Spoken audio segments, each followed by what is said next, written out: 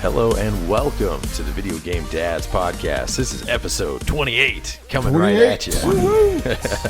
Yeah, the Video Game Dads podcast. We're three guys in the basement, talk gaming, fatherhood, everything in between. We do have a fourth though today. To my right, we have Shane. To the straight ahead of me, we have Adam. To my left, we have and Michael. And to yourself, if I sound a little odd, it's because, man, that sickness, man, I don't know what's going on, but it keeps coming and going, I had laryngitis. I'm getting over it. I couldn't even talk the last 4 or 5 days. So if I sound like that late night radio DJ that starts talking about, it's for all the ladies out there.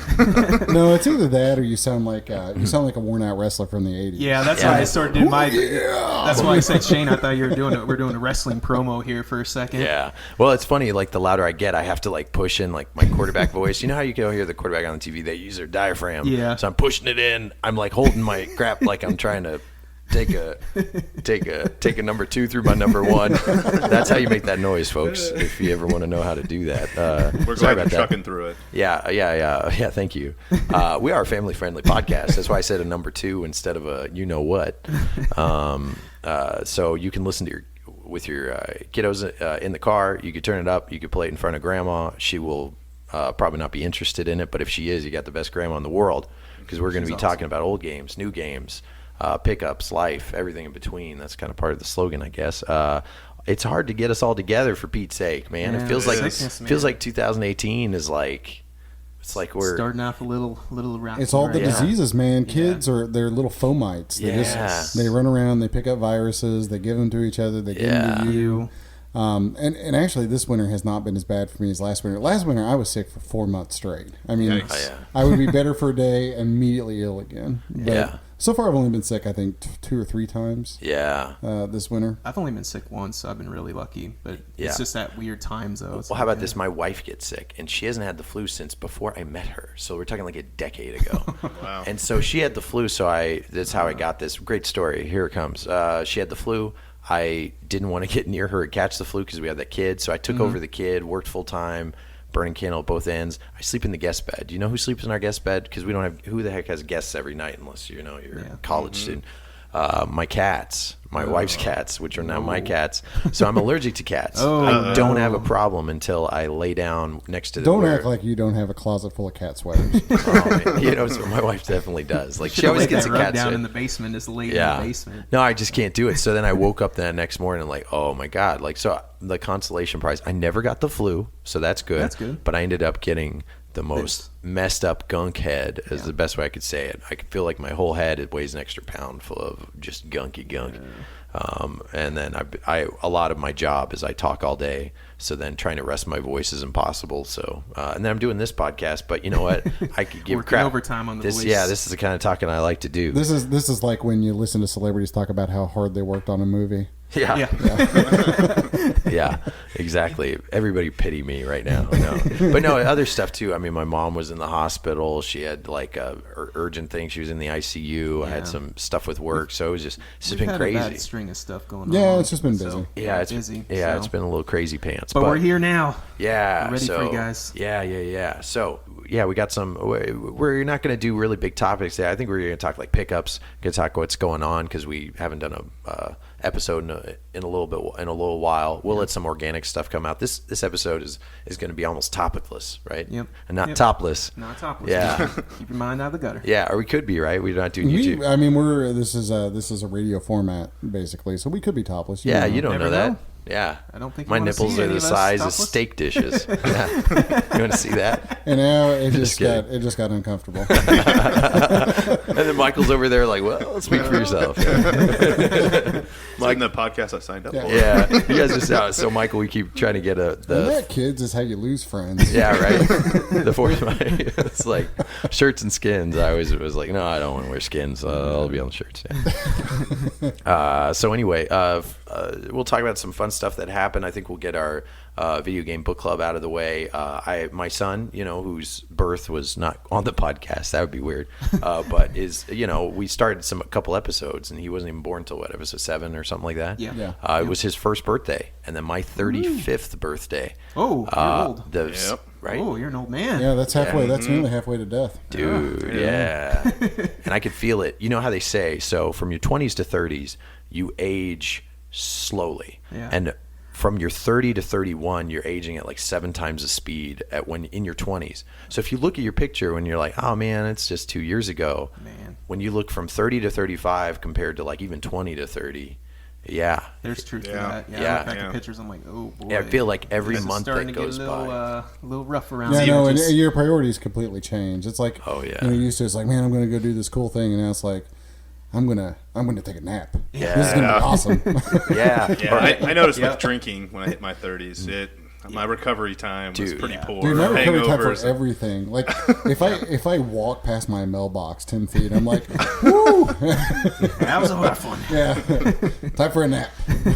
Yeah, anything and Always a everything. nap. That's my favorite activity nowadays. Yeah. Dude, when are we going to get to the Video Game Grandpa's podcast? We're just going to be nothing but complaining. We're already just complaining all day. We already talk about the kids. Yeah. Yeah, right. Well, those goofy kids. Yeah, now they're going to be like, oh, dang it, he's not leaving the home yet, all this other kind of stuff. Yeah, no, but they're great. I mean, at the end of the day, it's all worth it. But yeah, the me time, like the busier you get, I don't know about you guys, but like for me, when I am busy, I actually have a hard time going to bed because I feel like then I'm just like a slave to whatever the day is. Yeah. So I stay up late, and I could be doing nothing good, like sitting in an armchair looking at whatever or talking on a random chat or something.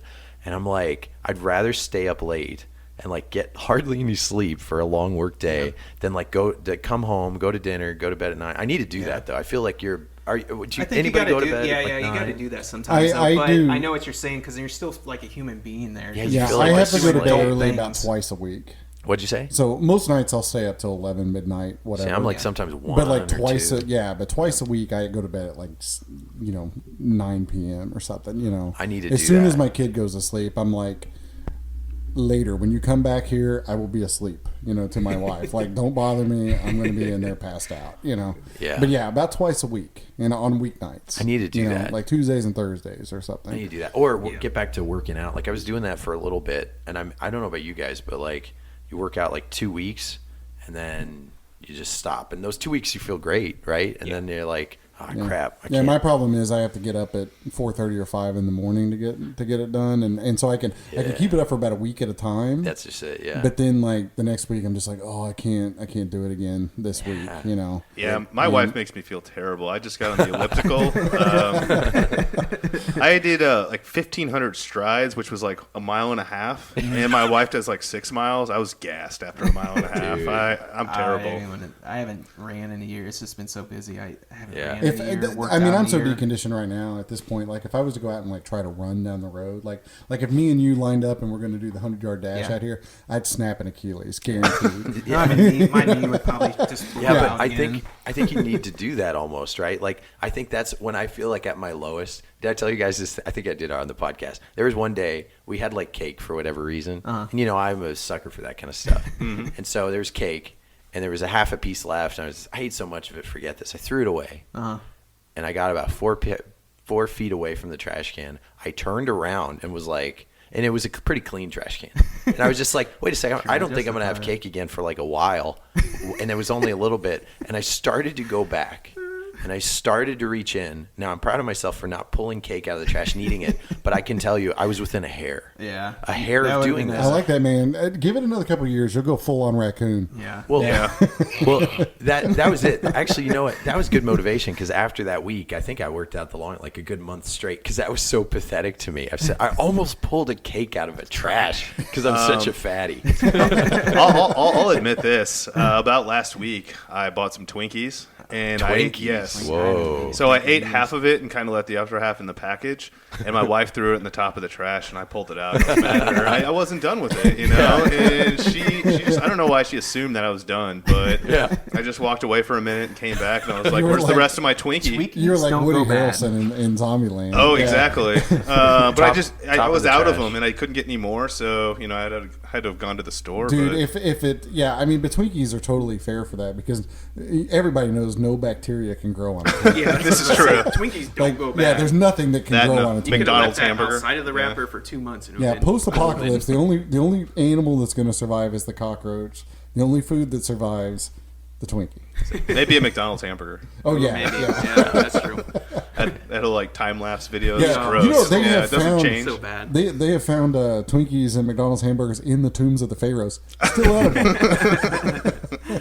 All right, guys. So we also we'll talk about some video games. That was all me. I claim it 100%. But I kind of like where that was going. I like that we more than one of us has a story I about just like pulling it 'cause somebody food else out of is the digging dang the trash too. Yeah, dang trash. Yeah, I know. Well, here's the best thing. Yeah, Shane goes in the trash for video games, right? Can I say that? Yeah, You're yeah. embarrassed by this, but I'm sorry. I'm going to call you on a podcast. Yeah. I think it's fun, and I legitimately ask you to call me when you do this, and you never do it. I haven't done it in a long time. So. It's always awesome when you do because it's sort of like I start getting these text messages of all these treasures.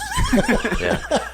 Well, they got cool stuff in there. It's just like, it's now I got The more GameStop kids. trash. I can't really, the GameStop dumpsters, and then You can't have a GameStop next to a Chinese I food always place. say this is a pro tip. Yeah. Is Pro tip, Don't ever trash go takers. dumpster diving next to like a GameStop that has a food restaurant. Like next Chinese to it. restaurant Yeah, next to it, Chinese. yeah. Oh, don't do it. Don't do it. Yeah. Yeah. I've seen enough YouTube videos of some guys where they go in there and they just they have to stop every other word because of the smell. Oh. And then I feel like I'm smelling it through my computer. And I'm like, what am I doing with my Yeah, life? I tried to add Yeah, one. this- I tried to add one onto my route, and This promo poster was totally worth the hepatitis. Yeah. I tried to add like one GameStop to my route because I had a little route mapped out. And, The fact that you have a route. yeah, I have a route. There's a do, whole route. you call it, the It's sort of like a paper route, I guess. yeah, I kind of have that with the thrift stores too. Okay. that Yeah, I mean, go I do on. that with my thrift stores too. Like up Yeah. there's North Kansas City, I do that. If I'm going to go all the way up there, I have it routed out perfectly. Do you call it like dumpster journey trip 1 or something I like don't that? write it out. Oh, It's okay. like- it's locked and secured in this beautiful mind of mine. We're working on a guide for Yeah. the Kansas City public. Yeah. Yeah, the strategy guide Yeah. by Shane. It's going to be written on McDonald's or stuff like that. Try to find. Dude, you should have a scavenger hunt, right? You should throw some stuff in there. Yeah. All right, guys. Well, we should get started on our video game book club. What do you guys think? Yeah. Sounds good. All right, let's do it right now. You're going to hear from our sponsor, the Video Game Book Club. I don't wanna grow up, don't wanna grow up. I don't wanna grow up, don't wanna grow up. I don't wanna grow up. I'm a Toys R Us kid. There's a million toys at Toys R Us that I can play with. Bikes to trains to video games, it's the biggest toy store there is. I don't wanna grow up, 'cause if I did, I couldn't be a Toys R Us kid. I don't wanna grow up, don't wanna grow up. I wanna be a Toys R Us kid. All right. Thanks for our sponsor. And you know what? They say they're bankrupt, but our checks cashed for that. Thank you, Toys R Us. Yeah. Thank you. Yeah, it's basically the money that they're paying us for that endorsement is Shut 'em is what's down. bankrupt. What, them. what's Joffrey Big going to time. do now, right? Joffrey the giraffe, the mascot. Oh, I was thinking Game of Thrones. Actually, it's like, I know. Here's the thing. Well, that might Actually, be I was happening I to was them. That's pretty close. Spoiler It's alert. probably Jeffrey, but like he Yeah. spells it with a G like an. I was gonna say custard. People spell their names messed up. You're an A. So anyway, Joffrey, I gave him a high five when I went around the Royals as a kid, like hitting all the bases or whatever. That's my only story for that. But yeah, what's Joffrey gonna do now? Back He's out to of the work. zoo, buddy. Yeah. He's gonna have to start earning money like everybody else. Yeah. But no, he's like, what do you call it when you're anthropomorphic? He doesn't really fit in. I think he should be like a bouncer at a really crappy bar. Like just, sad. Like you could tell he had something going in his life at one point. He's gonna be like BoJack Horseman. You ever watch that on Netflix? No. Washed up child star happens to be a horse. It's a pretty good show. I don't know. Now that his work visa's over, he might get deported. It's kind of sad. Yeah, that's true. Yeah. He's going to be in Madagascar 6. Yeah. He's going for it. Yeah. Back to the zoo, buddy. Yeah, Back to so the for zoo. those who don't know what we're talking about, man, let's it's a place where a kid can be a kid. Yeah, It's man, really I nice. had And some it's good sad memories there. that my kid won't have like a true toy store to go to because there really isn't one here now that's just like pure toys. I mean, they have like That's toy true. sections in Walmart and That's all that true. kind Yeah, of it's places. not quite the I- same. Not but at all. it really isn't. As Yeah, a kid, well, I think officially the two that we have here, or at least the two that I know of, at least only one of them is closing. yeah, but maybe they, all of but them they are. just Saying announced that All of them. Oh, they're all of them are? They're Yeah. not. They weren't able to get financing, So so they're going the KB Toys. they're currently figuring out how to liquidate And all the- their stores. So Well, that means there's going to be some Good pretty deals. awesome store displays I know. for sale. absolutely, They're having a second party handle those. So they're Yeah, getting, that's what like Hastings and other stores did. Yeah, Oh, did they? Okay. Those people that came in and did the liquidation were not. Okay, they were I like thought they another took it firm. and then And what's did cool a about sale. them is those Yeah. people you can haggle with. You Yeah, can. that's true. That's how I got that big display over there. Yeah. No, I need that. I need. And if you Disney find something Infinity. at There a you go. Toys R Us store that you want to have in your house or whatever, if you go to one and it's too expensive, go to the other one and ask because They're going to be different. Well, yeah. So that display that I have over there in St. Joseph, Minnesota, St. Joseph, Missouri, they wanted like $2,500 Yeah. for this display, and I was like, "You guys are smoking Yeah. boobies in here. There's no way that's going to happen." Especially in St. Joe. And so I went to one in Ada, Oklahoma, and I bought that entire thing for $250. Exact same crazy. display. That's a deal. That's Yeah. the deal. That's exact probably same the display. deal of the century. Yeah. That's Yeah. That so thing's I mean, awesome. even just for shelving, that's really cheap. And And for me and those, you as might much be as that is. going toe to toe for that Disney Infinity kiosk. is there one there? There was Still? still. Heck yeah. All right. I found a guy, I missed out. I looked at old listings. There was a guy that had like 20 of them were selling a bunch. And Really? I Googled it and then I messaged him and I said, hey, you saw this? He's like, how did you find this? Like, I sold it 3 years ago. And I said, oh, well, if you search things, they'll pull up old eBay auctions and they don't tell you the date or something. The internet has a memory. Dude, it does. What goes But on the internet stays for on the those, internet. and I'll show off Adam's thing. For those who don't know, we haven't talked about it in probably a dozen episodes. His display is approximately 8 feet tall by probably 12 feet long. Yeah, it's exactly and 12 5 feet feet long. wide. Yeah. Man, all right. I can size you up, I guess, pretty well, huh? Let's see. It probably weighs 2.5 tons. Am I right there too? Roughly. You can ask Shane. He got to carry about as much of it down here as I did. But it's a huge display store. But it's one of those that's actually kind of similar to sometimes what Toys R Us would have, where you can reach in the glass, but you can't pull out a game, so Yeah, it has a you hole can in reach it. into the hole, pull the game up to the glass, and look at so you can read the back cover.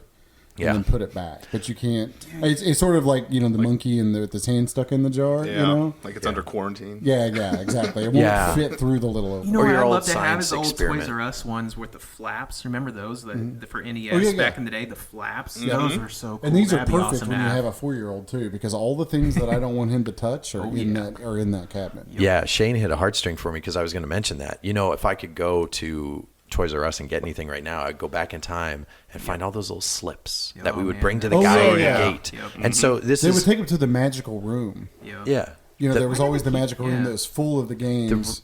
You would hand him the slip. I don't know if it's the same way at you guys as Toys R Us, Yeah, it but was. Oh, yeah. when you give him the It was slip, then every they would Toys go R back to Us. the magical room, and you could always kind of get just a little peek in there. Yeah. And there was just piles and piles and piles of games. Yeah, CIB just crazy. They had to change that because there's people that sneak. Oh in yeah, games. but so they would walk in there with your little slip, and then they'd be in there for a minute. And But then it was they would- locked they would down. I come thought out. it was a good system. Oh yeah, I mean totally locked down. And Yeah, now they plastic case everything individually. That's like the Mm-hmm. Best Buy way. But what you're saying was like, that was so much Yeah, fun. they would always go into the room of magic and come out with your game. You're right. It was like Yeah. magical looking. Do you Like, remember, oh my God. like as a kid, I remember thinking, what would I give to get back there? Just to Yeah, look. just I'm to not look, touch yeah. anything. Like I would always think, you're a kid, you don't ask those kind of questions. But I was just like, God, I would give anything to just go back there and just stand, sit around. You'd have visions of being like Scrooge McDuck Yeah, and in the money bin, except Yeah. money instead of coins. It's Nintendo cartridges. Yeah. Just like backstroking through the Nintendo cartridge. God, I want a Halloween costume and just taking all those little slips and just stapling them all over me.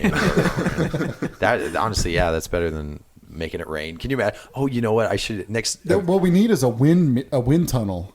A wind machine with yeah. those little pieces of paper, and then you get to grab them. Ooh, Yeah. like Yeah. a Yeah. cheese I type was of deal. I was thinking Ultra Nerd Alert. You know how like we go to video game conventions and those are fun. I can't wait till we should talk about just a little bit about at least we're playing on right those two, the Yeah. big one over here and the way over.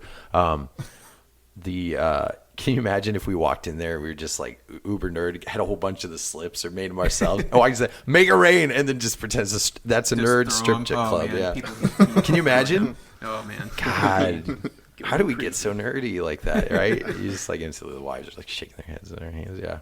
Anyway, so Toys R Us, really sad to see him go. But honestly, if you've been to a Toys R Us recently, The prices writing are was kind of on the wall. Yeah, They've gotten a little depressing. Yeah. Prices, they can't beat anybody. I mean, they're not beating Walmart. They're not beating Amazon. They're not beating anybody on price. No, and honestly, those places we were talking about earlier, but like if you go to Walmart, Target, those toy store sections are legit. Yeah. Yeah. And also you throw in YouTube where people are opening up toys, so now you don't really need to. There was you actually can watch an a YouTube incident video and get it on Amazon. So with Toys R Us online, and this has been about 6 months ago now, but I can't remember where I was, but I was like doing something, and my wife texted me like, because one of her friends had texted her, Toys R Us, their website's messed up. Get online and order cheap stuff right now. It happens all the time. I got on there and I ordered I'm not exaggerating. I ordered like $1,200 worth of games for like $300 Oh, really? or like $250. Just I did this huge order. I literally all the Switch games that were available at the time. I just hit every one of them, filled up the cart because they were all just dirt cheap. They're like $5 or $10. Wow. The most They expensive ones messed were up like that $10. I didn't hear about this. And it was a glitch that only was there for like an hour or something. That's always. But I filled up my basket. I checked out. And I was like, oh man, I'm going to get 50 games, 50 Switch games, like all these other games for just nothing. And then I got this email like the next day from Toys R Us like, oh, sorry, there was a glitch in the Matrix. We're canceling your entire order. Yeah. So it totally didn't work out. I didn't honor it. I was like, I don't remember you telling me about this. No, I was super excited. panned out. Never panned out. Didn't come to fruition. awesome. I sent you guys, and it happened so quick. I sent you guys a link for Crash Bandicoot for Switch, which is crazy. Yeah, that was already gone. Yeah, and so I ended up getting it. It ended up being like $24. They haven't canceled that one? What's that? They didn't cancel that one on you? They didn't cancel it on me, but it lasted approximately 4 Amazon will do minutes. that on occasion. wow. Generally, they will honor it. Yeah. And Best Buy has done it before too, like Biohazard, the Gold Edition, or not Biohazard, Resident Evil 7. Same difference. But you texted me that one day that they had a glitch on BestBuy.com, and I got on and I got it for like $15. We both did. I got it too. did. Yeah. And this was back when it was $60 or $70 for the Gold Edition. Yeah. So a pro tip is if you want these kind of deals that we're talking about, if you follow Cheap Ass Gamer, I could say that there's a hyphen. I'm not going to cut that out. Cheap Ass Gamer on Twitter. It's also a website, and then Wario64. Cheap Ass Gamer, Wario64, they both put out deals within the minute, and like only search those. Like make a dummy Twitter account, put those on your notifications when you're having a bad day in the middle of the day and lunch. And I'm like doing all this serious stuff at work, and all of a sudden they're like Pikmin for GameCube randomly used as like 28 cents. Oh, I gotta get this thing right now. Having a serious talk with somebody at work. Yeah, leave a business meeting. This kind of thing. I gotta get this thing. Yeah, you got a problem. So yeah, it's kind of. That's the collector's cocaine. All right, guys. So our video game book club. Let's talk about that, huh? Toys R Us, RIP. Love you. Pouring one out for you right now. Some of the 40-ounce for you. Yeah. I'm pouring out some bubbles. Yep. Oh, yeah. Very good. My dead homie. I pouring out one of those metal things on the corner where you slice your leg open. Like, that's the thing. I remember the Toys R Us, they're used to holding, like, big toys. Yeah. So they're all like the heavy duty metal racks. Yeah. Gosh, I won't miss those. Our video game book club is a segment where each episode, if you've never listened to us before, we pick a game that may be overlooked, misunderstood, most likely not in the top 15% of whatever system library. And then we play it in between episodes, much like a book club.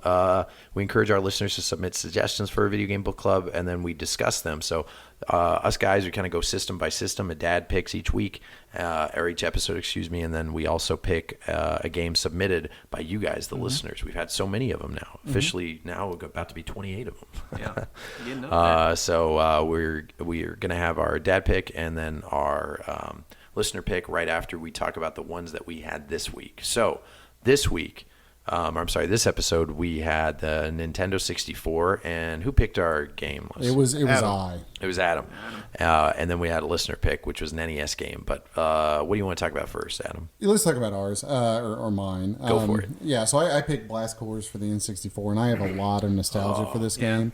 This was a game, it was kind of a little bit below the radar when it came out. And nobody really talked about it. It was interesting that nobody really talked about it because it was a Rare game, Rare being of Donkey Kong Country fame, and it was a really big studio, producing probably the highest selling Nintendo games of the time. Yep.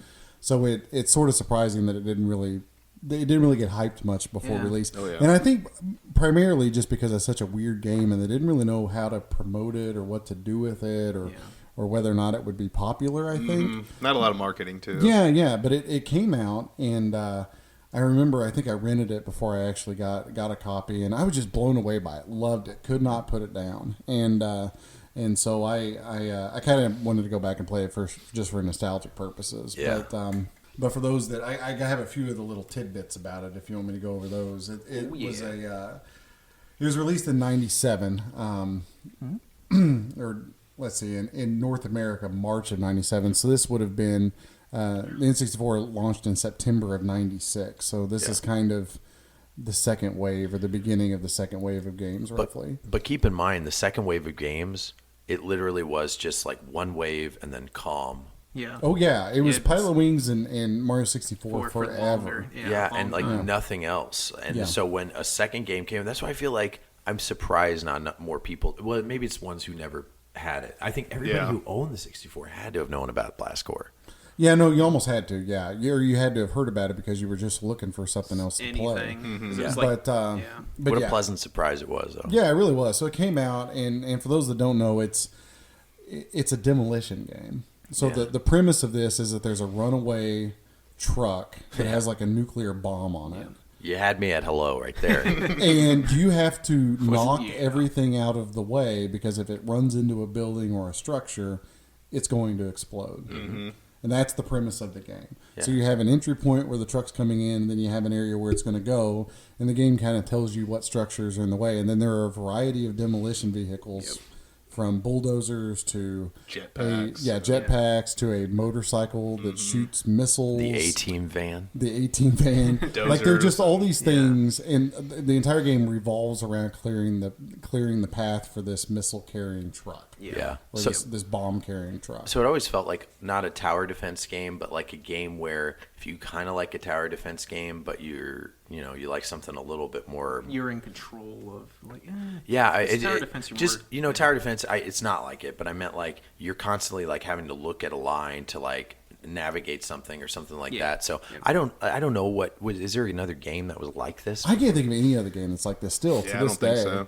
And it's interesting too because it's an overhead. I mean, it's a 3D polygonal game, but it's an overhead isometric view pretty much the whole way through. Yeah. And so you have main levels, and you're trying to knock down as many buildings as you can, get the highest score, but there are also a lot of hidden things. There's satellites hidden in every level. When you activate those, they activate side levels, sub-levels, or side missions. And there's also all these little lights that you try to collect in every level. So it's in some ways they added a little bit of replay value by putting these collector trying to 100% everything. Yeah. But there are all these levels, like the little side bonus levels that you activate. They're all awesome. Or I mean, for the most part. Especially that superhero guy that destroys those. You got like 2 minutes to destroy as many buildings as you can. Oh, yeah. So that one's fun. It's destroy as many buildings as you can in a certain amount of time, or destroy all the buildings before the timer goes out. But some of my favorite ones are the ones where basically you're racing a car on an RC Pro-Am and there's all these different cars. So there's the A-Team van, there's like the General Lee almost. So it's at least mocked up to look like the General Lee. There's a car that's like an American flag or something. But like all those, they're just so stupid, and they're just a ton of fun. But they all have a horn too. Yeah, it's always fun, and the sound is good. Yeah, and they do handle differently too. All the different very much. So that's kind of nice that some of them are slow, and the fast ones all handle like crap. And some destroy buildings easier than others. Yeah, it takes a little bit to get used to. I will say that normally that perspective of this kind of isometric. Because that's normally like, say, a dungeon crawler RPG is not normally my thing. Mm-hmm. But what's cool is what this avoided was the biggest complaint of the Nintendo 64, at least for me, the fog. Yeah. So you're going right into the ground. So you didn't really have a fog issue. So this game still looks really good. I think it holds up really well. I like how you can pick the levels from a globe. Yeah, the globe's cool. Yeah. I got lucky when I picked up my used copy because when I went back and tried to get all the games I used to have as a kid, and I used to play this a lot. I have a nostalgia for it, just like you do, Adam. I think my buddy owned it, but this was back in the day where, God, don't you miss the days where you forget if you owned it or your buddy owned it because you went to each other's houses and because you played so dang much, you didn't need to own it because your buddy had it. You didn't need two versions of the game or whatever. So I got a used copy, and I guess it's saves on the cart. It does. Somebody had the whole thing unlocked, like the whole globe. So I basically had the whole cheat. Right Same from the with get-go. me. Mine was Yeah, completely mine unlocked when I so put it in. I actually took my cartridge, my original cartridge from when I was a kid, and I erased it, Oh. and on purpose. Oh, really? Yeah, but when I started playing it for the video game book club, and do you know how you erase the cartridge? Don't you have to hold down some Hold down buttons? the start Yeah. button when you turn That's what the I had to do. N64 on. Oh, I never knew And a that. menu will come up asking you if you want to erase the internal memory off the card. What the frick? Yeah, Yeah, yeah. I never knew that. Wow. Yeah, I looked it It's up not too. in any sub menu or anything else, but you can actually erase the memory. I did on not the know cartridge. that. It sounds like such a hack job kind of thing, like It really is. And It's how like- you would have known back in the day, I have no idea. Yeah, like that's- in but 2000. that's how you Learning reset internet it. powers. on Yeah, Netscape exactly. Navigator. What was the Alta Vista? Oh, yeah. How are you It's gonna find amazing that? to me that all my Prodigy. original saves are still on all these Prodigy. cartridges. Yeah, you no, know? that is amazing. I mean, and Yeah. if you go to our YouTube channel, like I was playing Donkey Kong Country 2, and I streamed the first couple of worlds out of it, Yeah. or recorded them at least, and posted them. One death in the first 2 worlds. Yeah, not to brag, but anywho, Brush your shoulder off. yeah. yeah, but that's like my original saves are still on that cartridge, and they're still fine. Work That's great. crazy. That's awesome. I mean, that game's what 25 years old now. Oh yeah, at least. A little button battery in there, still hold my saves. You know what I had a problem with on this game though is the jetpack guy. He Camera angles. the camera angles, yeah, because I it had got little rough when issues you with shoot up that. super high. But then you would press the B button to smash slam down. down. Yeah. And I'd rather had Z. Like Okay, Z would have been so yeah. much more satisfying to hit Z. I don't Yeah, know there was why. one I just had issues with the jetpack with the camera angles. You had to destroy like 9 buildings in like a minute and a half. Yeah. and I That's just one. kept like trying to like search around, but it was really kind of a little bit difficult. But overall, I would say it was still pretty good. That was Yeah, the no, it's only good, the jetpack was the only like car Yeah, vehicle The car, another that car I had didn't little like issues. was the dump truck because Oh, you're trying yeah, to the like. dump truck sucks. That one's Yeah, so the dump sorry, truck's man. horrible. Like you're trying to do like drifting with a dump truck. It's like you couldn't have done like a car or something. Just ran over some fences or something. Like Yeah, dumps like a truck. Well, and really, my Guys, what? only critique What? of the game, and it was the same critique I had when I was a kid, is that the difficulty curve is a little uneven. Like it ramps up kind of slowly, but then there'll be some levels that are really, Really, really yeah. tough, like kind of Yeah. interposed with levels that aren't as much. So it is a little bit uneven on the difficulty curve.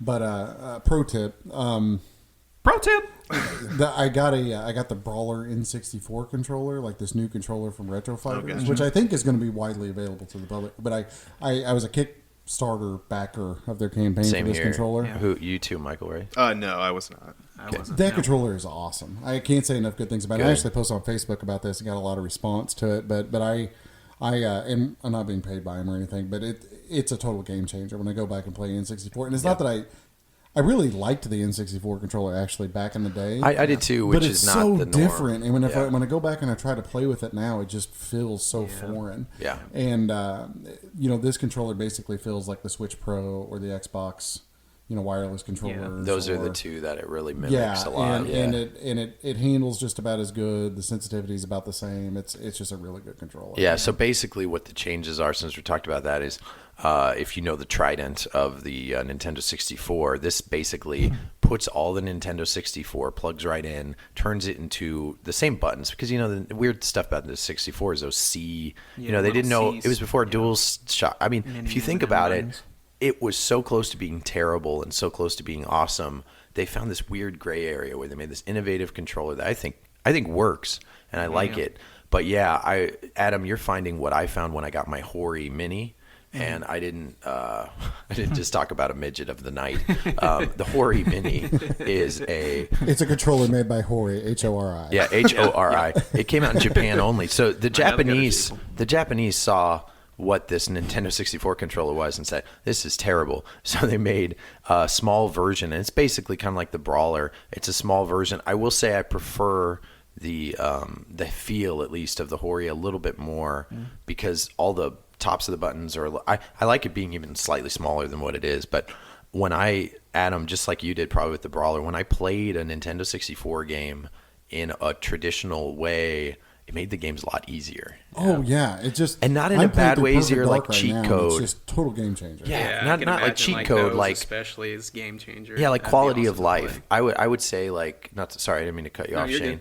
I meant like the changes are like when you play an old game remastered, like the Shadow of the Colossus, where they do something where they change it for the better. That's kind of like the same, except for a controller, where they literally just like took a control, like, the TurboGrafx controllers, like, can you imagine if they kind of still kept it the same, modernized it, wanted perfect, like if you could just do like a Simpsons the Homer is like his perfect car, which was terrible, but like awesome for you. That's what it kind of feels like. I mean, I think I've said most of what I wanted to say about it. A good game. I would recommend it if you're at all interested in it's only about $10, $15 game. Yeah, right? loose carts. Yeah, $10. Yeah, not too difficult. Yeah, not too. Yeah, and it's actually a pretty common game because again, it came out during a really software-starved point in the N64's life. Is it like?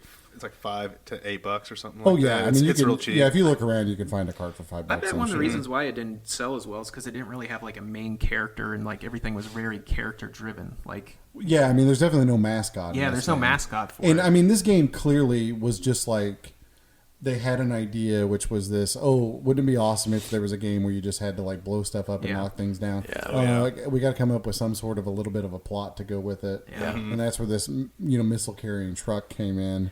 We never talked to I liked how when you blow up the missile carrier blew up, or the carrying cart with the missiles on there, it would do an instant replay. Oh yeah. And I just liked how it showed like you driving around and you hit it, and oh man, I thought that was really cool.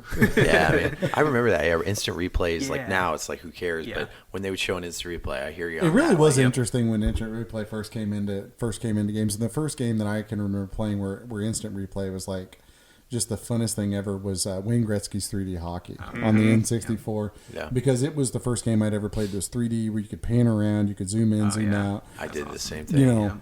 Fast mo, slow mo. You could replay it and watch the puck just pass through part of your goalie's leg and be like, "That's bull crap! It's going through the side of his leg. I can used to see do that it." in NHL '96 too, man. Yep. That's funny. So since you're the only person that remind me of that, did you ever find something about that game, Wayne Gretzky? I used to do the same thing and look at all the replays.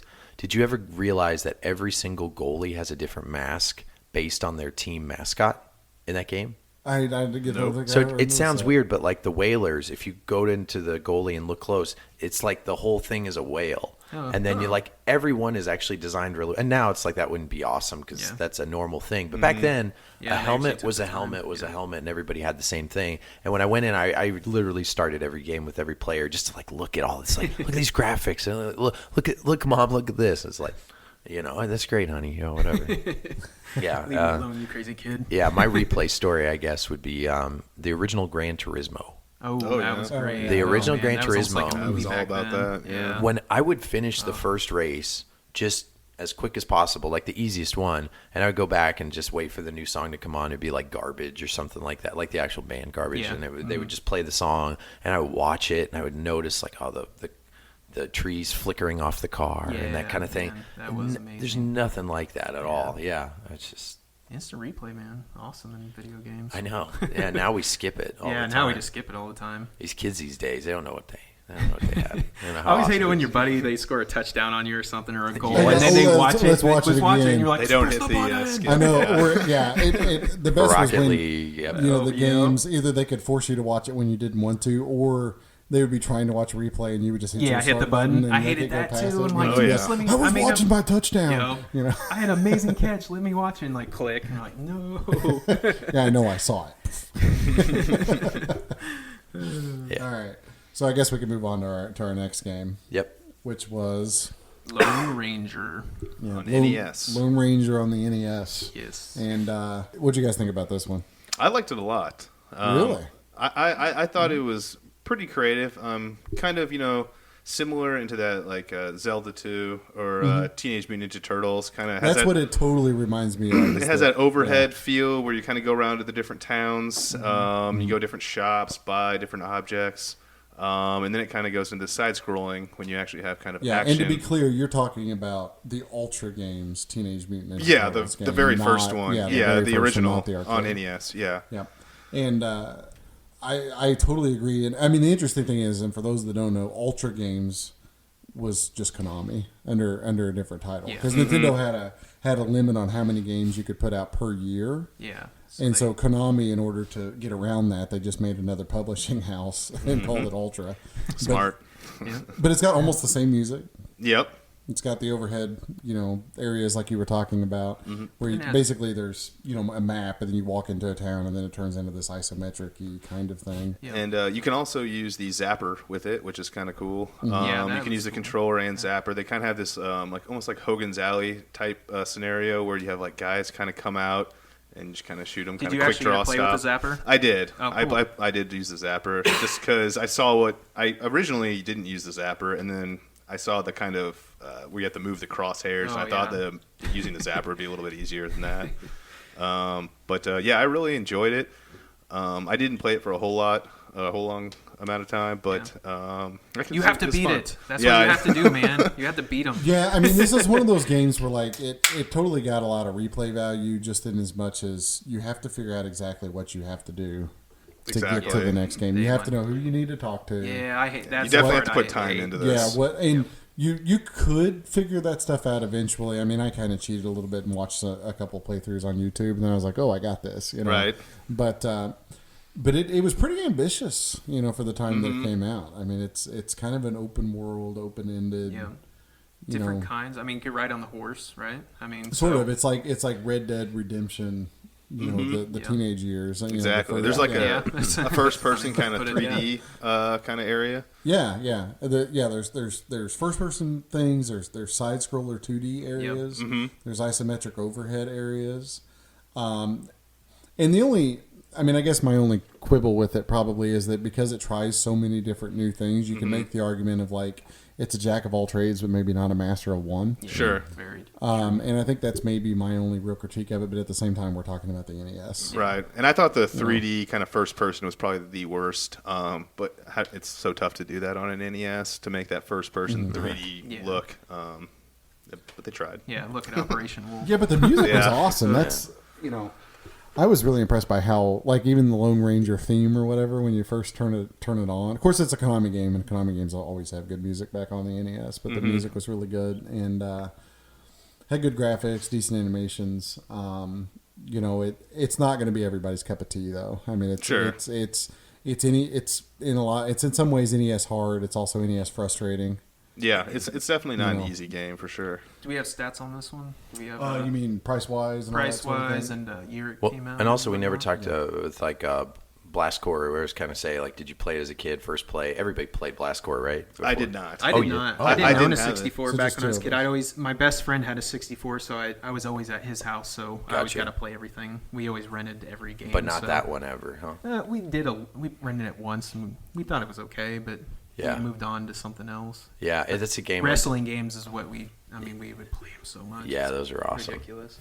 Yeah. But stats wise, this came out in 91. 91? Okay. So this would have been, towards the latter part of, the NES. So this was getting near the time, Super Nintendo was out. It looked really good. Yeah, that makes sense because it looked it looked good. Loose cart will run you $25 to $30. Complete in box, $50 or $60. Oh, not bad. So it's not super common. It's not uncommon. It's kind of one of those games. Yeah, and Johnny Depp comes in as an extra. Yeah, I was gonna say, has that movie come out yet? Yeah. What, the second one? What are you talking about? I think there's a. They're making a sequel to that. What? Are you sure? I'm pretty sure. I thought Johnny Depp was. No, you could be right. Yeah, it definitely isn't out yet. I didn't know they greenlit it because of all the people like. Oh, it's possible. I just heard about it a while ago. Gotcha. But maybe not. No, yeah. I was trying to think what. It's only going to be available on funnyordie.com. Yeah, one of those. You got not to throw these out. I ended up watching that. As far as Will Ferrell. Yeah, the second one. Did you guys see Thor Ragnarok? I saw that a couple days ago. No, I actually do want to see it. Holy crap. That is a good movie. Really? Is it? I don't know. It looks too slapstick for me. Man. Do you know what's a good movie? I mean, I'll let you finish. I thought you liked superhero because then they're an actual superhero, right? But not that. Did you like the first two Thors? Didn't watch them. Oh, not a big Thor fan. I liked both of them. Yeah, I'm not a big Thor fan. I don't know. Yeah. Ben, since you're such a big fan of VR, are you interested in that Ready Player One movie that's coming out? Oh, yeah. So, have you guys read the book? I'm answering a question with a question. Me no read. Yeah. I've had intentions to for a while, but no, I have not. I've only read the first, so I was in an airport, and that's why I ended up reading as well, because I was just sitting around. I read the first, third of the book. I thought it was really good. Then I stopped reading it, and I kind of forgot because, you put your suitcase away. It's probably in my suitcase somewhere. I have a copy you could have, Adam. before I forget. The book was really good. It's funny you say that. Today I thought about it. I want to read the whole book because I've never been that guy.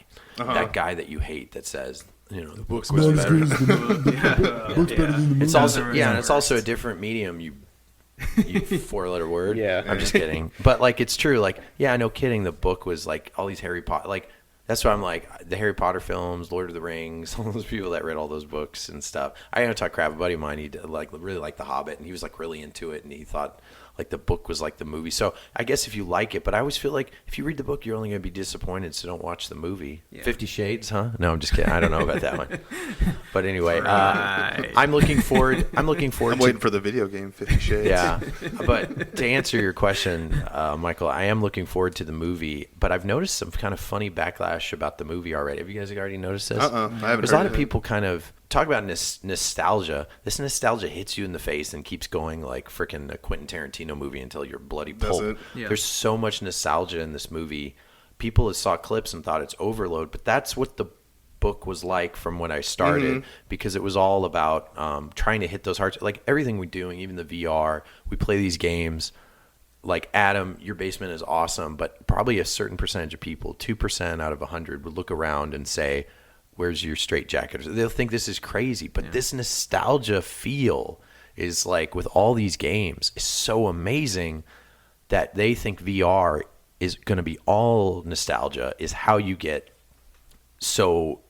VR. Because if your VR is like, hey, it's you like in Panama or something, that gets old. But if your VR is like you're hanging out with the Iron Giant and you're about to go on this quest and save Zelda's and then, if it's like ultimate biggest fantasy times 10, that's what people actually really want. That's what they want to escape to. So I'm excited about it. The people who are kind of hating on it before it comes out, I'm like, meh. We should all see it together. Yeah. So, buy popcorn. What do you guys think? So not to go too much on a side tangent, but Casey and I actually hired a babysitter this last weekend, which never happens because she's been too paranoid, I think, to leave our kid with like somebody or whatever. That's right, yeah. But we went and saw Game Night. Oh, okay. The movie with Jason Bateman and I can't remember who else is in it. It's got a bunch of people in it. It was really good. We really enjoyed it. I don't think I've heard about it yet. My wife has this really bad habit of nearly getting me into fights, on occasion, and she felt like it's a personal quest to keep people from saving seats. Is the main crux of the matter. Oh, so you went to a place where you have to save seats. Well, I don't even so do we that walk into this anymore. place, and we. This last Saturday night, I'm not sure if it was opening weekend. I think it was. There's actually a lot more people there watching the movie than what I thought there was going to be. But the theater was almost full. Yeah. And so in the middle of like one of the aisles, and they're actually pretty decent seats, there's like 2 seats together. Mm-hmm. And so, we kind of step all over everybody to get to the center seats. And then this guy goes, oh, my friends just got up and, they're getting popcorn and I got these seats saved for my friends to get popcorn. So I'm like, I don't really believe you, but maybe I'll give you the benefit of the doubt. And then, so the lady on the other side of us, so I'm getting ready to sit next to him. And there's a lady sitting next to where my wife's going to sit down. She goes, nobody has sat in those seats. That guy's lying. And people have been walking all over us all night long trying to get to those seats. So my wife sits down and she tugs on my shoulder, sleeve or whatever. He's just sit down. And I sat down. And so the guy goes, really? You're not going to? And I was like, well, it doesn't really look like somebody's been in these seats before. Yeah. And my wife's telling me to sit down, and she's frankly a little bit more important than you are. And no, wait. Be honest. Are those the exact words that came out of your mouth? More or less, yeah. That's awesome. And I said, well, somebody, nobody's been in these seats, and no, you're not going to save them anymore because there's really not any place for us to sit. And so he gets real mad and starts kind of squawking. It's really funny because he's probably about 25 years old or so. Mm-hmm. I'm pretty sure I could take him. 25. But, I want to punch him in the face right now. I'm so jealous of him. His voice, like he's getting mad, but his voice is like cracking. Yeah, like a prepubescent guy or whatever. That means he's nervous. That means he's like, oh, you're not gonna, kind of thing. I was like, no, I'm not gonna move. Like you're welcome to go sit with your friends down front. But if you want to sit here, you're sitting next to me, dude. And what you're describing, we live in the Midwest. What you're describing, this is basically a cage match. Sort of, yeah. This is between two grandmothers. Everybody's just like usually, come on down. Yeah, this is like Mad Max. So this guy like gets mad, and then he sort of jets down the aisle down to his buddies who have just now arrived or whatever. And but he stepped on this old lady on the way out, which I didn't see. My wife did. But stepped on an old lady. But in any respect, so that happened. The other instance that this happened when we were coming back from Disney World, and I've not told this story. So you can pay for so we're on Southwest, which is just cattle call, right? There's no assigned seating. Yeah, that's right. Unless you're military, maybe, right? Yeah, or you first. pay for the real expensive business class or whatever. Yeah. So, but you can pay for early bird check-in, which is $15 a person, right? And that gets you like a better seat, basically. You get to get on earlier. Yeah. So on the way back, we paid for the early bird. Well, there was a guy who was there, and he had 6 other family members. So he paid for the early bird, just him. Mm-hmm. And then he got on the plane early, and he's like, I'm saving all of these seats right here. And so we got on, and my wife sits down. He goes, I have all these seats saved. And we're talking like one aisle and the other aisle and a couple of seats behind it. And my wife goes, well, I don't see anyone. And he's like, well, I'm saving them for my family. And she's like, you don't. No, you're not. Yeah. And I thought that guy was going to punch me in the face. And that is the worst he's place kind of looking at me. And I yeah. even told him, I was like, you can't do that. You can pay for 6 we're not going to people. fight about this, and this is the way it's going to be. Yes. And we'll be happy to talk to the stewardess if you want to have a negotiator. I kind of want to hang out with you, Adam, more because you seem to get in like almost fights a lot. Well, no, it's only been these 2 times. The guy from V-Stock too. It's only been these 2 times as of recently. But the problem is, my wife, like, she'll just be like, "No, this is the morally, socially acceptable way to do things," and that's fine. But if somebody's going to get punched, it ain't going to be her. Yeah. I'm the one getting sucker punched. Yeah, she's here. like she's volunteering my face bones. I like this, essentially. But then I always have to be like, well, do I err on the side of this stranger who I'm never going to see again, or do I err on the side of the person who I'm going to have to live with? Yeah. And so I kind of just let her have her way. And if I happen to have to take a noogie or a punch in the side of the face for it, I guess it's just going to happen. Well, maybe it's gotta weigh your options. I mean, it depends if it's like Hulk Hogan sized dude. You're like, okay, wife. But maybe No, the guy on the plane was a pretty big guy. Really? Yeah. Now the guy in the movie theater, I was not particularly scared of. The guy in the plane would have beat the crap out of me. Okay, so this is funny. So I love hearing about this because I like that your wife will maybe know that, like, well, my husband's here. No, she just volunteers me. Like, my well-being is secondary. Well, no, that's what I'm saying is, like, she doesn't take into account, like, stature. Because, guys, this is naturally what we do, right? You size people up, right? The older you get, you shouldn't do it. But at least when you say, like, if something's getting a little heated, our natural brain does what you do, where you think, like, okay, if I had to do something, I could either outrun him or I could hit him more, or maybe I could just quick throat punch and get him. You know what I mean? I think it's always go time. It's like you just got to, because it depends on what they do to you. I mean, if they're going to make you look like a little sissy in front of everybody, man. You just got to do it. I feel like, it's strategy. Like, you're not like on the playground anymore. At least me, it's like, Shane, you've got like more fighting experience than the rest of us. The rest of us, if you take Adam, Michael, and me, we're the ones that like will find the foxhole first, right? Yeah. And then Shane will be the one kind of out there like kicking everybody's butt while we're in there saying, good job, Shane. We're like holding back the women. That's right. I'll throw you some power ups. Yeah. But what I was saying was, like, it'd be funny if, like, you went the other way where, like, if your wife was starting it, you could just be like the good guy, like holding it down. No, it's fine. And, you know, like how you want to be like, okay, hold me back. Make it look I'm so weird about confrontation. I try to stay away from it. Like, just try to stay I'm away actually from a it pretty so much. confrontational person. Yeah, so you were more jacked general. up than me. Yeah. Like me, I'm like, But I want to get away from it. But if it hits a certain point, though, and we got to do it. Yeah, the more better chance I think I can take a guy, the more I'll talk. That's kind of how I am. Yeah, or how many guys you have behind you or something like that. Exactly. Like but if there's a guy who's huge, or if there happens to be a police officer nearby. Yeah. That's true. There's a police officer. Yeah, and then it's like, oh crap, it's Halloween. He was just fake. You run for it. Yeah, it's like, crap, he's not a real guy. All right, so, go ahead. Adam. I was gonna say Lone Ranger. Lone Ranger. Yeah. Okay. Lone Ranger. Segue. Weatherman segue. Solid game. Solid game. Recommended? Yeah, I think so. $20-$25. Get it. Yeah. It's something you never heard of. I never even heard of this game before this pick. So, all right, good. So those are our picks for this week. We're going to go through the randomizer and then our dad pick. We're still on the Nintendo 64. Shane's got it, and I'm going to head up the caboose for the Nintendo 64. And then the randomizer will pick from any games. Let's do the dad pick first. Shane, what you got for the Fog Machine? Mischief Maker. Oh, nice pick. Yep. Never played it before. Have no history with it. I don't looks either. Really good. I never not played too it. common. I've heard everybody talk about it. And say One it's a of good my game. favorite N64 So yeah, I've games. heard you say that. Yeah. So I was like, I need to play it. So this is my best way too. Yeah, hopefully some of our listeners like that too. I'm the same way. It's Never played it's a Treasure game. Yeah. And Treasure, almost everything made by Treasure is pretty passable. Is it sort of like pretty a good, Contra type game? No, it's a cutesy Yeah. anime platformer. Platformer. Oh, okay, it's platformer. And I thought it was more of a run the and gun. main Okay, mechanic cool. of the game is grabbing things and shaking them. Yeah, okay. it feels kind of NES, not even SNES. It feels like if an Yeah. NES game was remastered to a 64 game, Gotcha. that would be It's this a game. It's polygonal really NES weird. game. Okay. Basically. Yeah, I guess I'm going in. It's completely blind. I thought it was something different. So Yeah. even better. No, it's a very different game. But I actually have not played it much in a long time. But have really good memories of it. So Good. Yeah, I'm excited to play it. Yeah. All Nice. right. Who's a dev on that? Anybody know? If you don't, we'll find out. Next the time. developer's Treasure. Treasure. Oh Yeah, shoot! Treasure. You said that. I'm not sure who published it. I'm not sure if that. Was I just Treasure thought or you were like a somebody little else. old lady talking about her curio collection. No, it's just a no. treasure. Real Okay, treasure. sorry.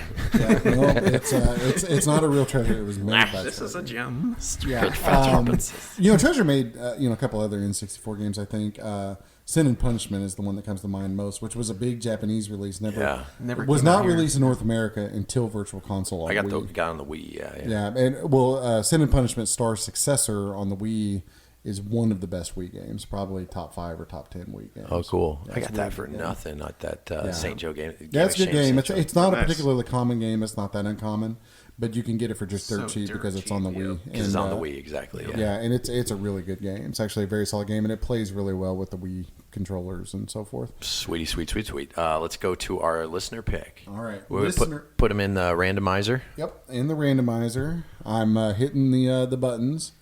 Boop, boop, boop, boop, beep, beep, beep, boop. Straight to rage button. Crashing the Gang Oh, nice. for the NES. Yep. Yep. An astounding turn of events. Another NES game. Yeah. Well, that's what the listeners want to hear. Man. Hey, They man, wanna it's hear fine. Hey, I'm happy with that. I It's not gotcha. N64. So I really don't know much about Crashing the Gang, so I'll look forward to playing that too. I think it's Yeah. kind of a beat 'em up. Oh, cool. Sort of thing, Sweet. So All right. Yeah, I have never it in my played collection. So I'll take need that. to borrow it. Do you guys remember when we were in like RPG land for a few Oh, episodes? yeah. Like- That was like. It's hard when it goes back to back, like on systems or like same kind of genre game. Like I feel like we did our due diligence. We didn't get any like negative feedback. Like what I was thinking was like, the freaking RPGers are gonna get us Yeah. good because we're not describing the right kind of hit system, this and Yeah. that. But I think we were describing as layman terms as best we could. It's Yeah. just not you can't be every genre. I don't know anybody unless they got time up the wazoo to be. I mean, I like to think that I like RPGs, but if I actually think back over my gaming history, they've been kind of a subcategory. Yeah, you know. and there's some Yeah. great ones. You might pull my gamer card. I don't really Skies, like I mean, I like RPGs. them. Skies of much, but- Arcadia. Yeah, I mean, Skies would probably be one of my favorite ones. Super that I've Mario. actually I mean, played Paper through. Mario. Holy cow! Yeah. But is that considered an RPG? Yeah, no, I but then there think are so. RPGs that everybody loves that I'm kind of meh on. Earthbound being probably the chief amongst those. Yeah, I've It was heard just that. blasphemous, for a Nintendo collector. But it's not a bad game. But meh. a little overrated. Yeah, It's big but- box, hard to find. That's Well, it's just if it's your cup of tea, Box it's your is cup of super tea, cool. and if it's not, it's not. But yeah, folks. We always say this: whatever tickles your pickle. If Yep. you like, Barbie's Dream House, Play it. yeah, Then we yeah, can't judge you. yeah. Well, we yeah, will. we will judge you. Yeah, we tell you what you're saying. If it's Barbie's Dream yeah, House. I'm Yeah, walking in and Michael's playing Spice World, and I'm like, "Hey, buddy, Hey, you I don't never know about that one. Never know. Yeah, all of a sudden, it was blocked my number. I'm all about posh. Posh." She's pretty good on that one. Yeah. All right. So our video game book club picks for our next episode: Shane's pick, Mischief Makers, and our video game listener pick. Do we know where this came from? I honestly didn't write the name of the listener down. So it was a Get it while down. ago then. Yeah, it's been a while. I apologize for that. If you are the listener that picked it, send us an email. I will give you credit on the next episode. Yeah, please do. Okay. All right, thanks. Well, anyway, those will be our video game book club picks for next episode.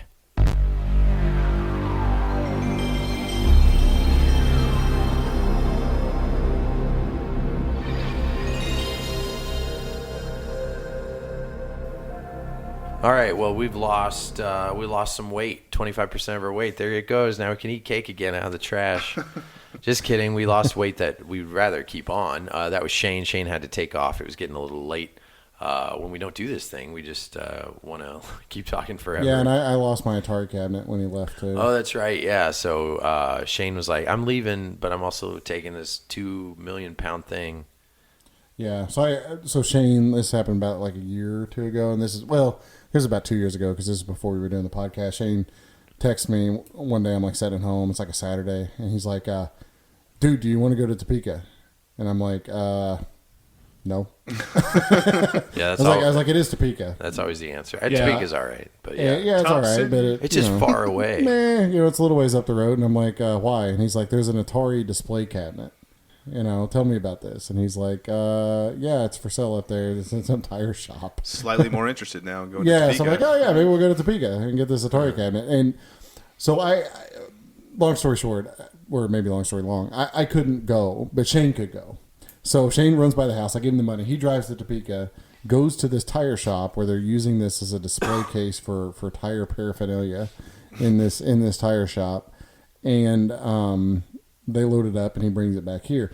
And I had only had a picture, right? So I didn't know exactly how big this thing was going to be. So I was thinking, it'll be like 4 feet tall, a couple feet wide, etc. I was wrong. It's 7.5 feet tall. It's about 2.5, almost 3 feet deep. Yep. It's double-sided, and it's about 4 feet across. So it's really, really big, and it also weighs like 500 pounds. Yeah. It's just enormous, and it's an Atari home computer display case. And I've done internet searches. I mean, the thing is awesome. It's double-sized, got fluorescent lights on the top. It's got all this cool Atari. Yeah, it's fine. And it's in good shape. And I still have not found another one that looks like it. So I think it's a pretty rare item, just in general. So the problem is we thought we could get it down to my basement, but it physically won't fit down my stairs into the basement. But much to my wife's dismay, we did not discover that until we actually tried to force it down the stairs into the basement. Are those the marks on your wall? Yeah, that's where the marks on the wall came from. So it was upstairs in my upstairs, what used to be my office, but is now my kid's playroom, quote unquote, next to my play choice. But then it got demoted to the garage. So it's been sitting in the garage, but I can't just sell it to anybody because it's too important. That's right. So, and I've tried to contact some Atari collectors from around the country, and everybody wants it, but nobody can. Everybody's like in California or New York. No or one wants to something. come to Kansas City. Yeah, nobody wants to drive to Kansas City. Pick up only. Yeah, and try to get this thing. So Shane got a new Atari display case, not to steal his thunder because we'll probably talk about it at some point, but somehow he was able to convince his wife to allow him to have this monstrosity. So How is he going to get that down? That's what I want to watch. Does it fit? His landing is a little bit wider than mine. I'm just hoping he doesn't kill himself getting it down the stairs. No, it's like even opening the door, it goes into the. Oh yeah, it's taller than the door frame. You have to tilt it sideways. No, yeah, but how is he going to get it from his truck to the house? Yeah. That's what I He want to said know. he has a friend coming. I was going to to say because it took at least 3 of us, if not all 4 of us, to move that into his truck. Shane and I getting that up and down a flight of stairs here at my house was. We both had to have hernia repairs after the maneuvers. I imagine. It was ugly, but not the best thing we did. And I measured it out, and I'm like, well, we can make it fit, I think, and that sort of thing. But it's one of those where you get in there and you're like half an inch away from being able to make it work, Yeah. And so a little bit of a disappointment, but it's going to a good home. So I'm happy it's going to his place. Good. All right, guys. Well, we can continue quickly because we could get this one knocked out of the way. Time for our handheld holla. Handheld Holla! I can't do it. My voice is gone. That was I weak. was going to do it with my mouth, yeah. So our handheld holla is kind of like our video game book club segment, except we're just throwing some love to our handheld games, right? Not everybody played like Shane wasn't a big handheld player as a kid. Now he's playing it on the Switch, so a lot of his picks kind of have to do with that. I love my Game Boy. My Game Boy got more playtime than my NES, so that's why I love me my old Game Boy. So giving some love to the old handhelds. For this week, Adam, what do you got for your handheld holla? Tell them the folks. I am going to go back to the PSP. Dude, it's got a lot. The OG PSP, the one with the optical drive. Love that thing. I do too. Very underrated system. I'm gonna suggest the Power Stone collection. Yeah, That's a good choice. And that's because I like the Dreamcast, and those are 2 Dreamcast games. So it's Power Stone 1 and Power Stone 2. Most people don't even know that this game exists.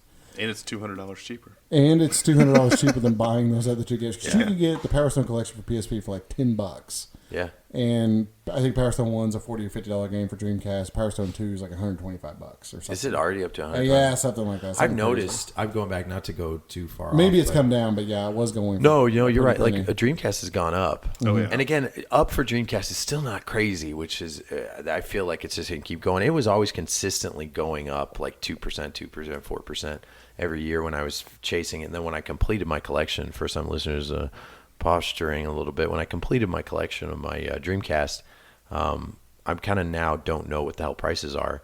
And like San Francisco Rush 2049, do you know that this is now like a $70 game? Whoa! Yeah, like legit 60, 70. It used to go up. I remember even when I was looking back in 2004, like 3-4 years after, it got up to like 40, and that was crazy. Oh yeah. That in Skies, a couple would get 50, maybe 60, but that would always get 40, and it never went up and went down. Yeah, Rush 2049 right now is going for a That's good crazy. chunk of change. Yeah, and that's not even a rare game. No, Yeah, but it's a great Power Stone, for those that haven't ever been exposed to it, it is basically Super Smash Brothers in 3D. Yeah. It's a Capcom fighter that's an arcadey, multiplayer party fighter. Very arcadey, yeah. Very arcadey, but it's like I said, it's essentially, it's a little bit more complicated than that, but it's essentially Smash Brothers in 3D. You could pick up and play it, but the cool thing is you kind of feel like each game you go, when you play the Power Stone, you get better in a play session, and then you kind of learn your opponent's strategy, so it kind of feels like you're playing chess. This is from someone. It is. It's got some strategy to it. Yeah, but it's a really fun thing where I feel like you could play that thing for like 6 hours straight, like a blink of the eye. Oh yeah, it's a great game. Yeah. So Adam suggests the Power Stone collection for the PSP. Wonderful choice. Next to my left, we've got Mr. Michael. What you got? I went with an original Game Boy game called Balloon Kid. And it's I don't know if it's a port, I would say, of the NES game, but it's actually similar to that in Joust. Balloon Fight on NES. What did I say? You just said the NES game. I'm sorry. Balloon Fight. Yes, Balloon Fight on the NES. And it kind of where the screen will kind of scroll to your left, and you'll kind of just tap the A button to float around with like kind of two balloons hooked to you, and kind of collect other balloons, and it's just kind of a fun game. And I just kind of highly recommend it. Awesome. Yeah, it's a good, simple game. Mm-hmm. I mean, it's not too difficult. It's a Balloon Fight. It's I guess there was a bunch of versions of that. I like Balloon Fight. I'll play that over Joust. You know who's into balloons? My 1-year-old. Is that right? I realize why, because he's always testing gravity like a punk. Like he's always like, hey, this thing, I'm going to drop it. And he's getting really good at dropping it right when you just hand anything to him. Food, bottles, like anything. He just throws over his shoulder. But a balloon, you can't do that too. So the wonder in his eye, Balloon Fight would be his hidden gem too. Oh yeah, absolutely. Yeah. I don't know how to describe it. Like he just constantly like hugs the thing. He like looks at it and plays it. I don't know. I just love it. I would love to have the wonderment of anything that he does right now for balloons. Yeah, the toughest part of Disney World for my kid is we had one of those balloons with the little lights inside of it. Oh yeah. Like at Disney. But you can't take that on the airplane, right? No. So when we had to leave, we had to get rid of the balloon. Oh. So we gave it to some other kid. Like we had him give it to a kid. Like, okay, here's a nice lesson. Give something nice. How long does it stay blinking? Dude, I mean, the thing was like on, and he was using it. We bought it like when we first got there, and it was still like fully inflated and working by the end of the week. What? Just constantly? Yeah, wow. It had the Disney magic. Dude, they spare no expense. Do you mind me asking? I'm assuming $25. It was like $15 or $20. Yeah, that's about balloon. right. But awesome, right? Yeah, that's quality right. balloon. Yeah, exactly. You spared no expense. Yeah. But yeah, we gave it to some other kid. We gifted it to some other kid before we left. Yeah. But watching my kid like give that to another kid, you could tell it was just killing him. Like absolutely, like just soul crushing. Just hurt so bad. So like the last day that we were there, we had him give it to this other kid. And he gives it to him. You could tell he kind of felt good about it, but like he's got his little arms all slumped over, and he's like, "Well, did you give it to him?" Yeah. Did he like it? I think so. He was so sad, even though he knew he couldn't take it on the plane. So this is good. You did the gift of giving, where my thought would have been, let's teach my child about death. Let's bet a pin. Right? I would have just been like, all right, this is going to be the end of his life. If we would have popped it, he would have lost it a whole lot worse. Oh, see, and I would have thought, the collectible in me would have thought he might like the blinky thing. That you could bring on the plane. in the inside. Oh Right? yeah. No, So my I kid's thought- even going to be worse about like collecting stuff, I think, than I am, because he's got like he likes having all of his little things and Oh, He's cool. got your genes, you know. yeah, he's not so much, but he's got all of his little things and everything has to be But he's kind of perfect through and- osmosis, though. He's getting Yeah, no, it. I'm rubbing off on him, hopefully in good ways, but yeah, I think he's totally. So gonna what's get his mine. what's his collection? I'm kind of curious. What is he curating now? Legos? That well, mostly it's like train tracks and train things. Oh yeah, and I got that was nice. You guys got me for Sebastian's 1 year birthday. This nice little train thing, and he handed it to me. I'm excited to show because we do not have a train for Sebastian. Man, the train yet. thing will suck you in. The like I said, he's really into that stuff. Paw Patrol. They're smart about it. So they have like the big Paw Patrol pieces, which he gets for like Christmas or birthday or whatever. Like this Paw Patrol Sea Patroller, which is this big boat. He was asking for it for months. That's what he got for Christmas. But then they have all these little vehicles that sort of fit into it, and each little character has its own little vehicle and all this sort of thing. So he slowly has been getting the whole Paw Patrol collection from the grandparents, and he keeps track of kind of what he has and what he doesn't have. Nice. And so That's gets- Shane's amiibos. Yeah. So that's his amiibos or Paw Patrol. So yeah, he's totally got some of the same tendencies. Awesome. Nice. Well, what do you got, Ben? All right, so for my pick, it's also PSP, and we're thank you. Oh, Thorin, right? Who was our winner of our scavenger hunt? We mentioned that for an episode, 2 episodes ago. But I sent out his gift, so he got his Video Game Book Club T-shirt. You can go to his YouTube or his Instagram to prove that we gave it, and I gave him a couple surprise games. I guess go find him to see what games I gave, but from my collection, and I kept my word. I actually gave him 2 games from my collection because it took me like 3 weeks to ship it to him because I would be a terrible eBay seller. I just life got really busy, so I didn't send it. So sorry about that, but I ended up giving him a couple games that he did not have. One was a 32X game, one was a GameCube import game, but won't spoil any more than that. You can go over to his Instagram. He's always been I'm glad he got it because he's always been a fan of ours and kind of from early on. So he won our scavenger hunt and gave us a list of all our all of our handheld holo picks, which I did not keep track of. But anyway, this is one that I thank you for him giving that list. I made sure I didn't pick it before, and neither did our other 2 dads. I picked Guitaru Man Lives for the PSP. I do not know that. That one. sounds like a trippy adventure. Yeah, it's actually it's trippy for sure. So Guitaru instead of guitar, and maybe Guitaru is a way of saying it in that other language, Asian. Guitaru, it sounds like, right? Guitar Man. It's Sure, probably Guitaru Man. Oh yeah. Guitaru Man Lives is actually a port of a PS2 game, just like. There's a lot of ports on the PSP. Yeah, there are. Yeah, like they did Katamari. They did. There's a lot of good ports on there. It's a port of a PS2 game, and the PS2 game is a music rhythm game, and it's super quirky. You basically just move the analog stick around. The music comes in a target in the middle of the screen, and you have to hit it at a certain beat. And the way you keep the wavelength is actually moving your thumbstick where the curve is coming. So you're basically kind of playing one of those games where you're in a carnival and you're trying to keep the metal ring around the thing without it touching. Not quite the same, but concept-wise, imagine doing that maybe to the beat and you don't have to be as precise. Sounds like I'd be terrible at it. Yeah, it's if you like music games, you should really play it because here's the thing. I'm You terrible play- at those timing ones. And Oh, all you those. are? Yeah, I'm not really good at those. Okay, so that might not be for you, but you can watch a playthrough of it because Well, I like it. I'm just terrible at it. the reason why the music in the game is amazing. Have you guys either played it? Either? I've not played it, yeah. So the music is really nice because it actually picks music from a lot of different genres. You've got a little jazz. You've got like acoustic guitar. You've got like hard, heavy metal rock. You've got R&B.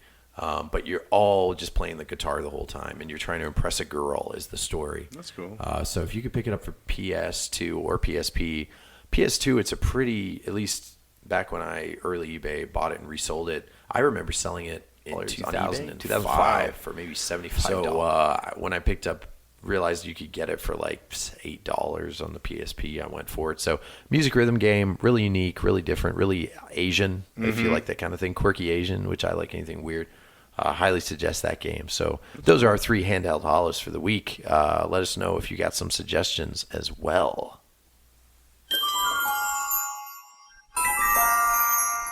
All right. So something I wanted to talk about since I missed last episode, something I did I think right before, maybe that same day, I went to Comicon. It's called Planet Comicon here in Kansas City. It is. Mm-hmm. So pretty big, and I was interesting tidbits I got from that. So this is not a comic podcast, right? Yeah. So No. It's not really our forte. They didn't have very many video games. One booth had video games. Actually, were pretty cool. I think I showed you guys. Yeah, you did. I remember you texting some pictures. Yeah, they had like a Super Famicom, like a legit one. I was like, oh, I want that. I need that. I don't need that. So I didn't end up picking that up. But I went with my nephew, actually. He's never been before, and he loves like Zelda, comics, all that kind of thing. So we ended up going there, and I didn't know how long it would take to kind of get through everything. So Comic-Con is... Have you guys ever been at all to Kansas City? I have not. No. It's freaking huge. Like, Yeah, I mean, it looks huge, and Yeah. I wanted to go this Every year, I work but downtown. I see him I filing out of am there. always at work when it is happening. So, like, compared to Portland Retro Gaming Expo, which I had the pleasure of going to with almost 2 years ago now with Shane and another buddy, which hopefully we're all going to maybe go this year. We haven't talked about this. At least I haven't with you guys. Are we going? I'm planning on it. All right, I'm going. Have you gotten like tickets or airline or No, I need to do that, I suppose. Same here. Yeah. I need to do that because we're at the point of needing to do that. But we said we were going to go in 2 years, and I've already okayed it by my wife. Shane, I'm assuming, can still go. So you're set to go too? Yeah, All absolutely. right, sweet. Anybody else going? Shoot. Wives or anything? My wife, I think, will probably go. Awesome. Okay. I don't know about Yeah, as Shane. long as it's not in August. Nope, it's October. Yeah, Perfect. late October. Perfect. Okay, I don't know the exact dates off the top of my head. Yeah. But anyway, so put in perspective, anyway, Portland Retro Gaming Expo is the biggest by far. It is about a third or half, maybe 40% the size of just Kansas City's Comic-Con. Right. So, like, it's huge. It takes you a good, like, it's probably overwhelmingly huge. Mm-hmm. So they've got comic book stuff, comic book sellers. But it kind of shows you like the video game world is nothing compared to comics, right? Which is cool, and superheroes and that kind of thing. Especially nowadays with the movies. Yeah. Yeah. So that's what makes it really big. And so the cosplayers that are there are pretty fun.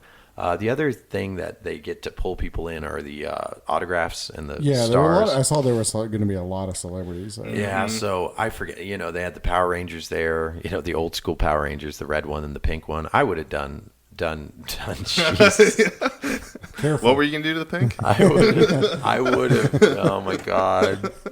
And I did have a crush on Amy Jo Johnson, the Pink Ranger. I didn't mean I would have done the Pink Ranger. I would have gotten an autograph by the Pink Ranger if I wasn't preoccupied with two other autographs that I ended up getting. There were two people that I really, really wanted. One of them was the voice of Batman in the animated series. Really the voice of Batman. People say, you talk about Keaton, you talk about, all of This is the voice I hear in my head when I think of Batman the character. Yes, Yeah. and that's what everybody says. He's one of the best, voice actors, and he started out being an actor, so that's how they got the voice.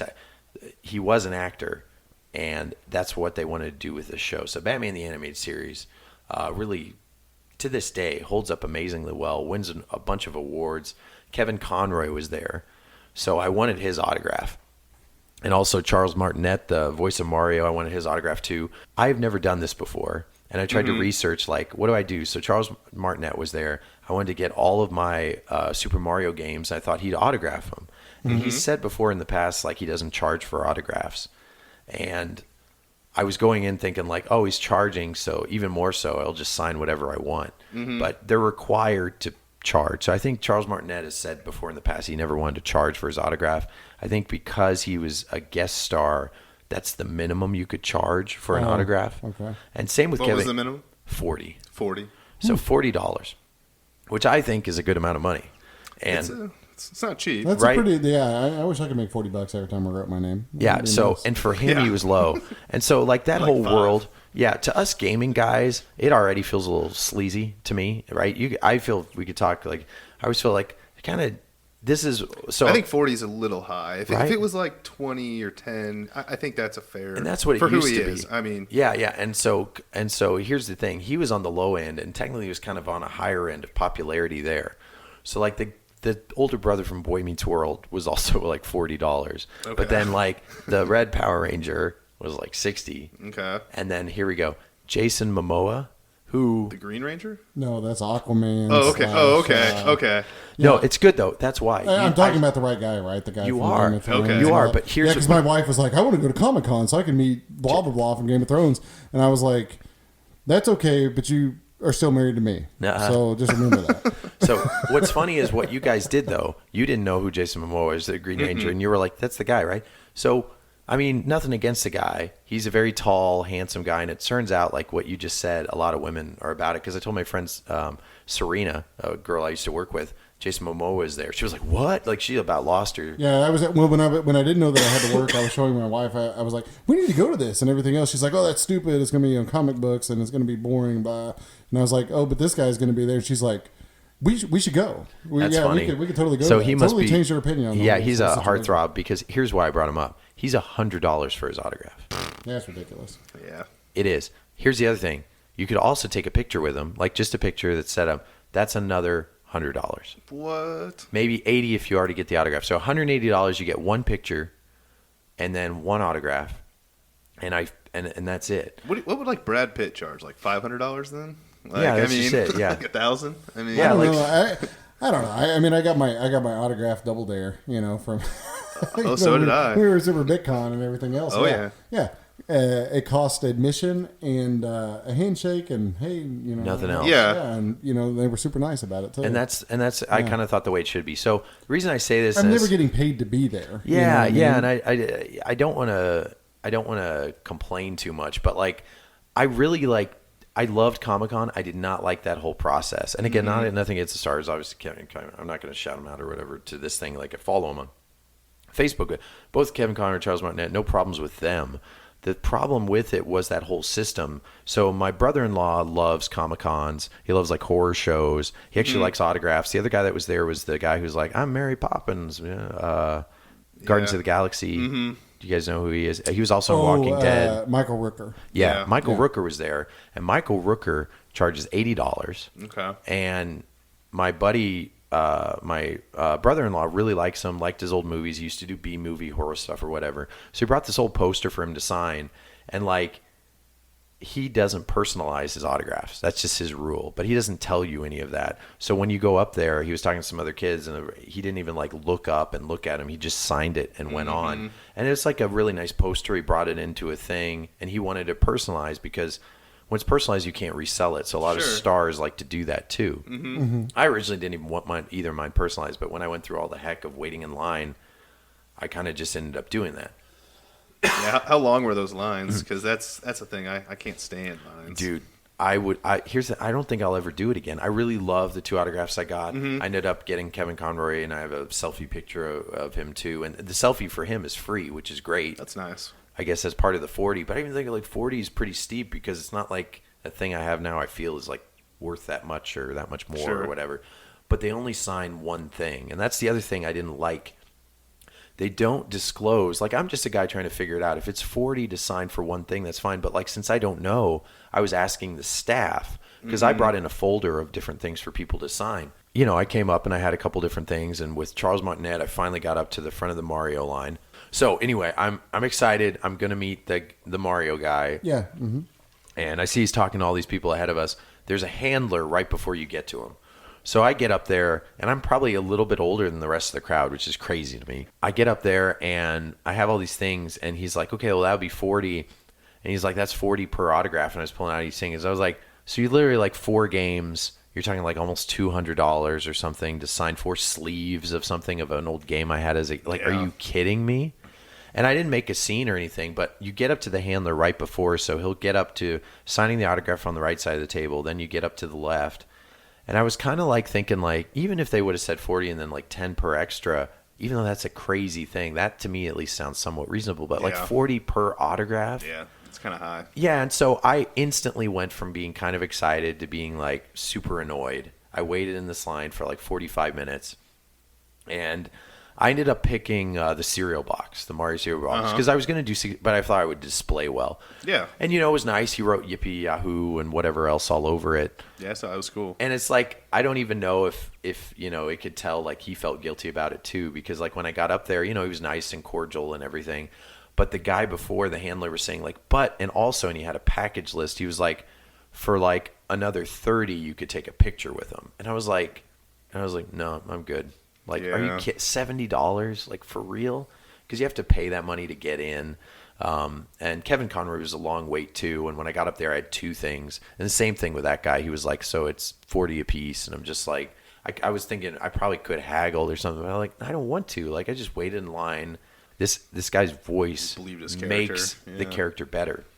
And I told him that, and he appreciated that and everything. And so I said, you want to be on the podcast? He said, yeah, no problem. Just kidding. He said, oh, can I? I will say I wore my Video Game Dads podcast t-shirt throughout the whole convention. I got some good looks, so hopefully we got some views from that. So write in if I don't know. But a couple different people were like, "Oh, that's pretty cool. Is that your podcast?" It was a good like conversation starter, especially because like that has nothing to do with a lot of the comics and things like that. So I don't know, guys. Like, what is your take? Would you be as annoyed as I was from that? I think so. I'm not much for people. Well, people worship, I guess, for lack of a better term. Yeah. But like, these are just people, right? I mean, actresses, politicians, actors. Yeah. Whoever, people you see on television. And they had like 40 people, by the way. Well, so these were the only You're 2. just And luckily people. these 2 were the cheapest, and I was still annoyed by these And prices. I understand that people, can get whatever they can get, right? Like if you're an athlete, your job is to try to get the best contract you can get. Same here. And if you're an actor, it's to get the most amount of money that you can get for what you do, or I guess for these public appearances and that sort. So I mean, I get it. Everybody wants money, right? I mean, you want money. Everybody wants money. Everybody wants a certain amount of money. To live or whatever, and everybody wants to make money. So I mean, I get it from that perspective, but at the same time, like, if you're being paid to be at a convention, and I even get like, okay, I want a little bit of compensation because I'm using my time and I'm away from my family and I'm, making some effort to be here to meet with people. Yeah. So I mean, I get that they want to make money, but like the nickel and diming of like, I'm going to pay you to talk to you for 5 seconds and then also get your autograph. Yeah. And that's not like something that you just paid up front to get in kind of thing. Just seems a little screwed. Or at least make the etiquette better. Because like I get it. You don't want to sign 100 things. But I also feel like, I don't know. I feel, it's like... Well, you got to do some fan service, right? Yeah. I mean, or say it up front. Like, why did I ask 10 people? I brought all that stuff. On the website, it wouldn't say, like, only 1 per $40. Yeah.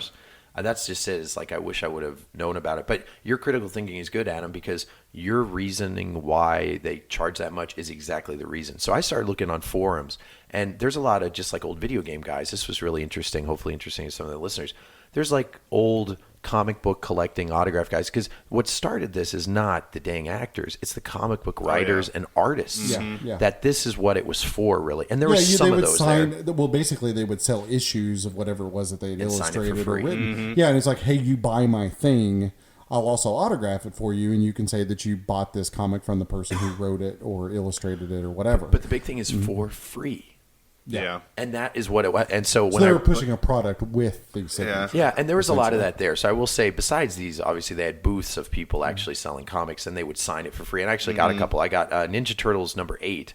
And do you guys know, spoiler alert, Ninja Turtles comic 8, Donatello dies in that episode. Oh, no. Dude, he dies brutally. I read it. I'm not a comic reader. So the guy that was there did the alternate cover, and he's like, this was only at this certain Comicon. It was only $10 with the guy's autograph in a sleeve, number 8. And I was like, heck yeah, this sounds great. So there are deals to be had. I'd say get away from the star power. I will probably never do that again unless you buy a fast pass, but then you're spending extra money to not wait in the line. That's the worst. When you get up to the line, you're up to the front, people do the fast pass and they're like, oh my God, I've been here like an hour and a half to pay you $40. Yeah, and I think the problem, and I mean, everyone wants to pay less money, but I think the problem is demand. I mean, you said there was hours long, like worth of lines. I can't fathom. And if there's hours worth of lines, there's no way it's going to be cheaper. Yeah. I mean, they have the demand there. Well, and not everybody's like that. So like the lesser known stars would be like that. But what you said was true. It's like, why do they charge that much? And I looked it up and looked at a couple things the night before because I was trying to do research about this. The fact that they have a minimum is to make it where everyone can charge that much or charge more than that much. Yeah, yeah. And then the minimum it's probably the minimum that bothers me about it more than anything else. Exactly. Yeah. And they kind of make it that way. And, you know, the handlers, I don't know, like, it just, the whole thing felt really weird. Jason Momoa, who knows how much he ended up getting, But like, I think like, why would you do that? Why would you pay that? And I would see all these people lining up, and frankly, they were people who looked like blue collar, working class, like people that like they're really spending a lot of money here to meet these stars, and if they're happy with it, I guess that's good. But yeah, I think that's a little excessive. I don't know. But here's some neat pickups I guess I got. So besides those autographs, which I was happy to get, I ended up picking up, they had these people selling cells from He-Man. Do you guys ever watch He-Man? Yeah. The animation cells are the coolest thing. So He-Man, another one that was like the Gummy Bears, I guess had a... Yes, they did. Okay. And the real Ghostbusters. Okay, I never watched it, but I remember Gummy seeing Bears it. used to be one of my favorite cartoons back in the day, man. You just need some gummy bear juice, you can do anything. Oh, okay. So you would have done well. Like, I love the real Ghostbusters. And so what it did, was these group of guys, which they look weird. They kind of look like us, right now. Imagine. They kind of look weird like us. Yeah. No. I meant like we just look like everyday guys in our casual gear. And like if we all of a sudden had a booth with a couple thousand animation cells of basically the whole series, I think what happened was I talked to him because the whole booth was just so kind of back alley. They ended up buying all of these cells in a big lot, or their parents did, I think, for like some huge amount, like probably $200,000 or something. And then they piecemeal it out and put them all together. And you're talking like all the episodes, all these great cells, and they kind of were like haphazardly priced. Like they tell you originally just to kind of feel you out, like, this is $80 and it'd be a really cool cell, and you look on the back, you flip it over, it's like hand drawn. Like I remember that episode, I remember that part, so if I owned this and this wasn't there, there'd be a flip right there. So I don't know, I was totally buying into it. But if you stand there long enough and ask for another one, they're like, this one's like 60, and they're like, this one's 4. They're like, well, if you buy this, you'll get 2 of the hand-drawn storyboards. So I thought the storyboards are cool because they're pencil colored in. So I ended up getting for $50 a really cool cell with all 4 of them on there from a episode, and then like 2 of the hand-drawn cells like thrown in there. That's cool. So that was pretty cool. And again, the animation cells, they're penciled in on the back and then slowly like painted in. That's why when you look at the old cartoons, they're kind of like rough, I guess, you know. You can kind of tell Jumpy. Everything now is like CG, but ended up picking those up. No video games. Got those autographs. Something where Shane would be like at least thinking this is cool. You guys are gonna think this is kind of... So you guys remember I like Disney Infinity. I went up to this random booth. I didn't tell you guys this story, so hopefully you find this interesting. And I was just walking through, and I see some cool, like, little Disney stuff that I thought, like, this would look good in Sebastian's room because I have some Disney stuff for his nursery. And I go up to him, and I said, this is really, like, I'm a video game guy, but this is really... Because everybody, when you walk up to their booth, they're like, hey, you read... like, what comics are you into? And I don't read comics, sorry. Yeah. Like, I felt, like, kind of out of place at first every time I'd go up there. Yeah, I bet there's a lot of people there that didn't read comics, though. Yeah, and it was funny because I was by myself, right? So I was with my nephew, who he's 13. Here's the thing, though. My nephew's 13, and he looks like a more masculine version of Justin Bieber. So, and he's really nice. All right. So what I'm getting at is he kind of looks like Teen Heartthrobby. Okay. No joke. I go up, and he's tall. Like, he's already like 6'2", and he's like 13. Like, really nice and really, like awesome dude, awesome kid. And I was happy to take him there. And we go up there. I'm not kidding. We are there 2 minutes. And this girl dressed as Poison Ivy, this other teenage girl. I'm not even saying 2 minutes. We walk around the corner. I kind of tell him because I know he's going to be overwhelmed. He's never been to anything like this. I said, we kind of got to stick together. I'll tell you how we wax and weave and whatever. We're up there. We turn our first corner, and I was thinking someone was trying to sell him something. And I'm like, no, just keep walking. Keep walking. Yeah. They're going to try to pull you in their booth. And I turn around. It's just a random teenage girl that she went up to him and said, hey, I don't have any friends right now. Do you mind if I like hang out and walk with you? Little date, huh? Yeah. So like, and then all of a sudden she's walking with us, and I'm just beside myself thinking, this kid does not know how good he has it. He walked in here, and he's like, basically just this girl came up to him and is like, wants to hang out with him. So then I was the cool uncle, and I just let them do their own things. I ended up playing solo for about half of the time I was there because I like let him like, hang out with. Sure. But that was good because then I got to walk at my own pace or whatever. And he's old enough. He has a cell phone. I'm like, just let me know. He came back after an hour, kind of hung out with me. I was like, oh, okay, so how'd that go? He's like, he said, I think I'm going to go get lunch with her later. And to you and me, that means like setting up, 2 weeks from now, they have salad, that's an adult thing. But no, he meant like lunch that day. That's all right. You got to start somewhere, You got And her dad was there. God, I cannot that imagine. makes it worse. Well, I can't imagine letting my daughter go to a Comic-Con dressed I as know, Poison man. Ivy. The whole thing was so B, weird. I sure as hell can't imagine me taking her to a Comic-Con dressed as Poison Ivy. Yeah, call me old-fashioned. No, I agree with you, everything you're saying. So, but he ended up having lunch with her and her dad there at Comicon. And so I just left That's that. super weird, man. Dude. Sorry, that is so weird. Thank you. That's what I was And just then getting and then at. her and her dad got into like their conversion van with like the It might have been, you yeah. know, the scene on the moon, you know, Yeah. the wolf howling at Mars or something, and drove off. Yeah. So during the time that I was left, I go there trying to have a close date, and I basically was third wheel for my nephew and his hunkiness, I guess, and just like finding a girl and running off and having lunch with her and her dad. I'm walking and I find this little Disney booth, and I go up to him and I say, "Oh, I'm a video game guy." He's like, "Oh, I did video games too." He's like, "Do you ever heard of Disney Infinity?" And I said, "Yeah." He said, "I was the lead story artist for the entire Disney Infinity series." And I just went instantly like, "You don't know this right now, but you are basically the coolest man in this whole place to me right now." So I kind of played it soft, and I was like, "Oh," and his name is, I'll shout him out. His name is Adrian Ropp. So Adrian Ropp. He's actually a comic book artist, which makes a lot of sense because if you guys have played Disney Infinity, you're gonna just the story writing and everything and all the art in it is actually very good and very well done. And he was like basically kind of telling me these back end stories about, you know, like Disney Infinity closed down and why it closed down and stuff like that. And the whole time I was thinking like I brought a Disney Infinity character for one of the people to sign that didn't end up being there. So I had him end up signing it, which was great. And because he worked on like Yoda, so I had my Yoda and he signed that, and he has a Patreon, and then I like backed his Patreon and like send you like artist stuff every month. But it was so cool because I was hearing some kind of under the table stories about how like I always thought like Disney Infinity got canceled because Lego came into the whole Toys to Life thing. And I know everybody might be rolling their eyes when I talk about this, but the cool thing about Disney Infinity that always hooked me was if I was a kid and I realized I can have a toy like a Ninja Turtle, put it on a portal, and then all of a sudden that Ninja Turtle would be on the TV and I could play with it with a video game. That still to me makes me feel so like, and they're kind of like almost like a memory card, aren't they? Too? Yeah, and they keep everything too. Yeah. So Shane and I, again, Shane's already left, so I know you guys are like, God, when are you going to stop talking about this? Yeah, you and your Infinities and Amiibos. I know. Yeah, I know. I have a few I picked up like at a thrift store already. Yeah. I found some like Aladdin. I'm still just waiting. Some figures I'm still that waiting I for wanted. all of them to show up at the garage sales. I'll start getting the garage. They're starting to. I started to see them at the thrift stores. I actually found an Amiibo the other day at the thrift store. They're starting to pop up. Yeah, they're not worth a lot, but again, I like it just because of that cool like presence of you're taking a physical object, putting into a video game. It happens instantaneously right before your eyes. So I think that's definitely gonna be like a Gen 1 thing. That's definitely gonna be something that's gonna come in the future. Yeah. And they're gonna probably make them a lot better and update the features and stuff like that, I'm sure. Yeah.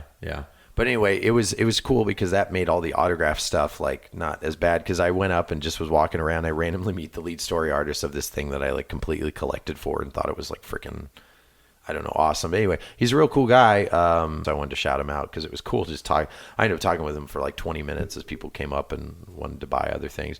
That was one of the fun things I did. Besides, of course, having that shared birthday party. Took the day off. Highly suggest taking the day off work if you share a birthday with your kiddo. I did that. We ended up going to the aquarium. Have you guys been to that yet? I have. I have not. Yeah. Oh, you're talking about the one downtown in Crown Center. Crown Center. I mean, yeah, we have been to that actually. It's pretty nice. Yeah. Yeah, and it was cool. Like again, he's one, so all he could do is lean against the glass and see that they're fish and kind of bang on there or whatever. But that was like the first time we've done an activity, and that was pretty cool. Like you guys might think back of like when, well, your kid's not that much older than mine, Michael. No, just like 6 months older. Okay. But the first time you do an activity outside that actually like the kid can interact with, oh, it's so cool. Yeah. Because like you spend all this time changing diapers, putting them to bed every night, feeling like, gosh, I feel like you're probably bored of me. All we do is like play with these blocks and do all these things. So when you actually like do an activity, kind of made me start reminiscing and thinking about the stuff Adam gets to do now, is like playing video games with his kid. I remember the first time I realized it. We went to the playground and he started climbing up the the ladder and stuff and going down the slide by himself and kind of just being more independent. Yeah, like interacting with things. Yeah, kids are really interesting. I mean, my kid in particular, he, confidence always outpaces ability. That's true. He's a superhero. True in the video game world, true in the real world, just true for life in general. We're always capable of, or in our minds, we're always capable of a lot more things than we're actually physically capable of doing. Oh, yeah. My wife, I was at work yesterday, and like every hour or so, she was sending me a Facebook message or video.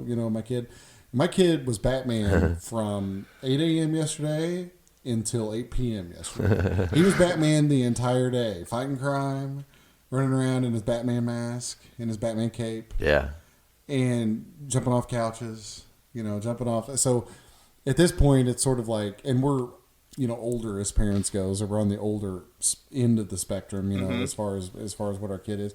I mean, you guys kind of are too, but yeah, I see like all this energy and stuff, and I'm like, I'm supposed to be, I mean, if I was like a lot of the people I went to high school with and stuff, you would be in high school and I wouldn't have to be following you around the house making sure you don't kill yourself. Yeah. But yeah, raising kids is an interesting dilemma. With that. Yeah, and I guess, gaming wise, I've been able to do a couple things.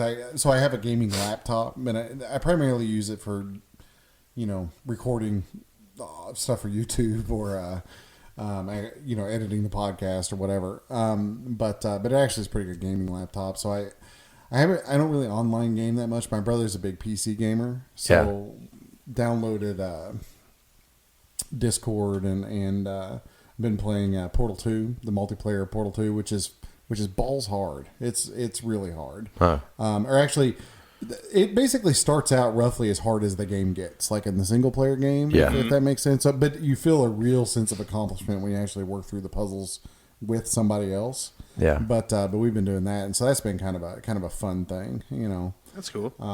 But that's been my only real social outlet, quote unquote, aside from the one date night I got in the middle of all this. Nice.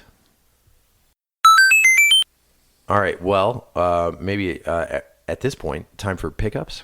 All right. So talking about pickups, it's been kind of a slow couple of weeks for me just because of all the working and stuff. I've had a few things come in the mail, and I was able to go to a local game store and picked up a couple of games. I got Final Fantasy Tactics for the PSP. Nice. Yeah, Tic Tacs. I was. Yeah, Tic Tacs, and which I've never actually played the PSP version of Final Fantasy Tactics, but I really like the original PlayStation version. Which isn't that your favorite game? Right? Didn't you at one It's point? one of my favorite PlayStation games. Yeah, for sure. The Game Boy Advance version is really good. Final Fantasy Tactics A2 for the DS is an excellent game, so this is a nice addition to that. So, to the novice of it, what's the difference between Tactics and the? It's less story driven. I mean, there is still some story great. there, but it's heavy emphasis on Tactics. Tactics. Okay. It's heavy emphasis on the battles, so it's basically a grid battle system. All right. Kind of like Tactics Ogre, or I mean, there are other games that are like it too, but it's more on the battle system and less on the story. Cool. Like there's not as much journeying around places, and so it's very action strategy. It's still turn-based RPG, but it's more strategy and turn-based. Or if you've ever played Disgaea on the PlayStation platforms or Switch, it's a lot like Disgaea. 1, 2, or That's 3, cool. or 4 or 5 of the Disgaeas, but basically the same kind of game. Cool. So I got that. I got Metal Gear Solid Portable Ops, which is Metal Gear Solid game, and then I also got Metal Gear Solid Acid for PSP. Ooh, yeah. Which was actually the very first PSP game I ever owned back in the day, and then subsequently don't have anymore. And for those that have never heard of this game, it is a card game. It's a turn-based card game featuring Metal Gear characters. Yeah, prepare to be Solid Snake. super surprised. It was a very, very polarizing game when it came out. Mm-hmm. I actually landed on the side of yes, it's a lot different than the other Metal Gear games, but it's still a pretty good game. Mm-hmm. But a lot of people hated it. But it's a game that I used to own that I've subsequently lost or sold or something somewhere in the middle. So I was kind of and it's a pristine copy. So I was happy to have those. Good word, pristine. You know what? Let's not use mint anymore. I like pristine. Yeah, pristine. It sounds like it looks brand new. I mean, all three of those games look brand new. I think they must have been traded in by somebody right before I came in the store because they're all complete and they all are in perfect condition. Where'd you buy them again? Vintage stock. I will say, yeah. Every once in a while, I'll see like perfect games at vintage stock, the PSP especially. Yeah. Yeah. I mean, there were some, I guess, adults, that were actually not some. I think probably a lot of PSP players were adults, and I mean these were clearly not kept by some snot-nosed kid, that beat them up and that sort of thing. Yeah. But I got those. So this is kind of a dumb thing, perhaps, but I got my second analog Super NT. Oh yeah. In the mail. So I have the SNES mock-up version, but I got the black version. And I'm leaving it sealed in the wrapper, not to open until Doomsday. Okay. So it's going on a shelf with like my unopened PS3, my unopened Dreamcast. And I saw so many reviews of that thing. In a nutshell, that thing's just a. You talked about it last time, I guess. I forgot. Yeah. You talked about but it. I'm really happy with it, and it looks awesome. I haven't seen it in person, but like. I don't think it's going to get cheap enough for me to want to get it because of the emulation and other stuff I could do. But is it legit as cool as it's legit? I mean, it's a Super Nintendo. I mean, it's just a modern Super Nintendo. But it's if you've got a Super Nintendo collection or a sizable one or whatever, it's and an HD TV. Well, and an HD TV, but allow you to play it on into the future. And like I said, I'm going to keep one. Don't use it for streaming too. Yeah, I have. I said it looks really good streaming. Yeah, with it does. So. It records excellent looking video, and so I'm happy with it. I basically bought one to keep back with the other systems for when everything else doesn't work, just for future use. Whenever that time comes. Yeah. Or maybe I'll die before all that happens, and then it'll get yeah. I mean these systems last a long time. Use this trade bait later. Yeah. So. I didn't think I'd be able to get another one in the future, at least not without having to go to eBay and pay some horrendous price, which would prevent me from getting one. So I went ahead and pulled the trigger on it. Yeah, and the Reader's Digest version of why it's so good on a modern television is... Well, it's a system that it's hardware emulation, not software emulation. Yeah. So it's basically built to behave exactly like a regular Super Nintendo. There is no software emulation. It doesn't look like poop. It behaves and acts just like a Super Nintendo should. There's no lag. And it displays on an HD television. It's basically just a modern Super Nintendo. It even gets slowdown in the same spots in the the same ways that the Super Nintendo does. Yeah, and it's not a hack job. It's like professional. Oh yeah, it's very good build quality. I like I said, I really like it. So, and I've actually been playing that a fair amount too. So that was my big, my big pickup. I'm sure I've had some limited run games come in, since the prior, but I can't remember the timing of when those things come in or don't. I did get a really cool NES game, a boxed NES game from, I think it's VGDB.com or something like that, video game database. Great website. But video game. Yeah, I get it. Yeah. Yeah. So it's video game database. If you just search video game database, I think you'll find it. But in any respect, it's Earthbound Beginnings. It's a real nice packaged NES game, and it's basically a hack of the original Earthbound on the NES, and it has English subtext. And the big gripe about the original Earthbound is that the random fight scenes are way too frequent. Like, it's impossible to play the game because there's so many battles. Yeah. And this game, the battle frequency is very decreased, and the leveling up progression is sped up. Mm-hmm. To make the game a lot more playable, supposedly. That's cool. But it's sealed. It's in the box. It's a really nice package deal. So I got that. And I really like it. I got a Japanese Mario 2. Nice. So not the Mario 2 that we got, but the actual Mario 2 in Japan, which became the Lost Levels on Super Mario All-Stars here in the United States. Nice. And it is as hard as advertised. It is an exceedingly hard game. Yeah, that is make you hate yourself hard. Jeez. But I got that actually. I started streaming it one night and I got about 10 minutes into it and I was like, oh, this is a mistake. This game is too hard, to try to stream live. But those were my biggies, I think. And then the last thing that I'll mention is that John Riggs, and I posted this on Facebook. There's a handheld version of a classic that almost everybody that went to public school in the 80s, mid to late 80s played, and that's Oregon Trail. Yeah. So there's a handheld LCD version of Oregon Trail that came out at Target. Target exclusive, yeah. And so I went and picked that up, after I saw the John Riggs video before they sold that. And the funny thing was, I was actually like the fourth or fifth person that had come in. They still had them in the back. They didn't have them on the shelf anymore. And the guy came in, he's like, I've had to go to the back like 4 times now for one of these for guys all about your age. I'm like, yep.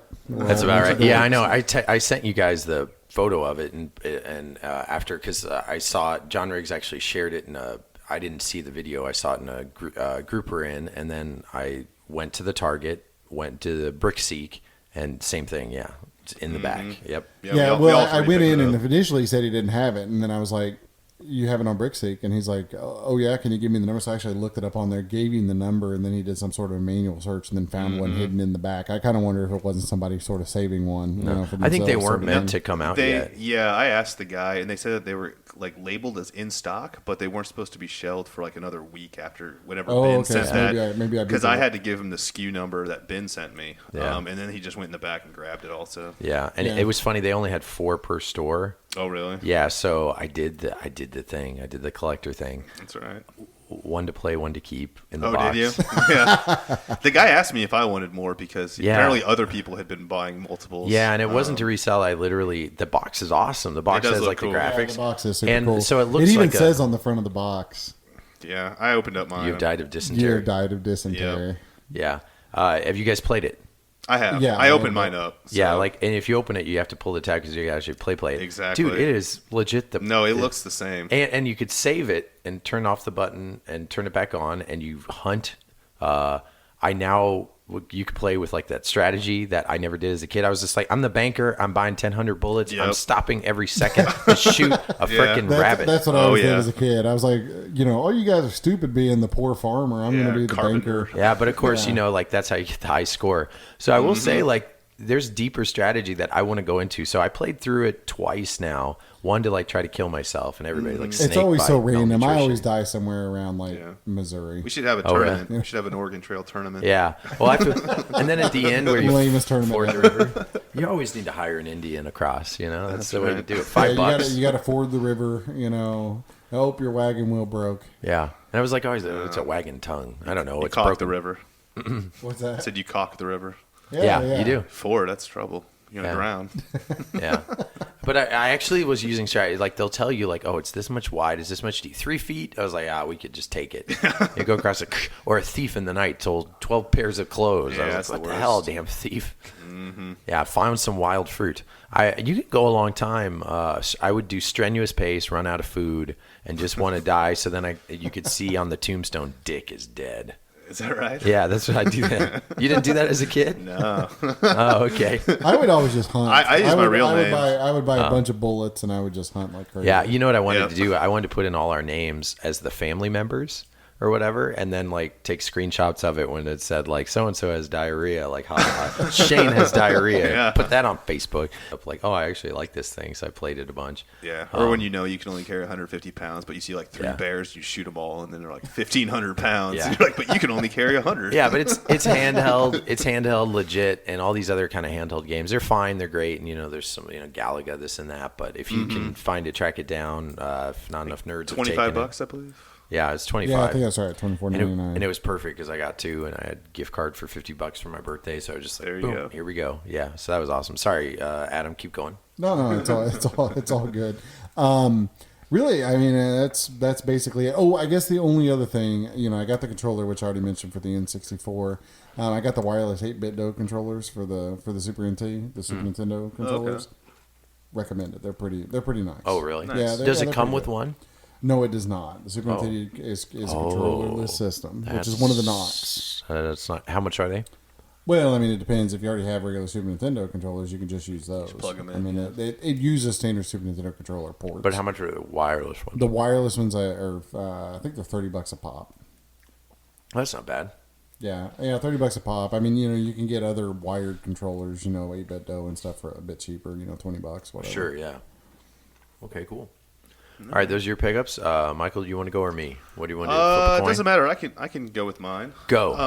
Well, first I'll kind of start off with some thrift store finds I've had. Nice, yeah. Yeah, Thrift I don't shop. ever actually- find anything at thrift stores. I've actually Oh, had some really good luck lately. Before you get going, one more pickup. I'm sorry. Okay, no, go I ahead. stopped at a small store in Manhattan, Kansas. 'Cause Manhattan. I'd never been there before.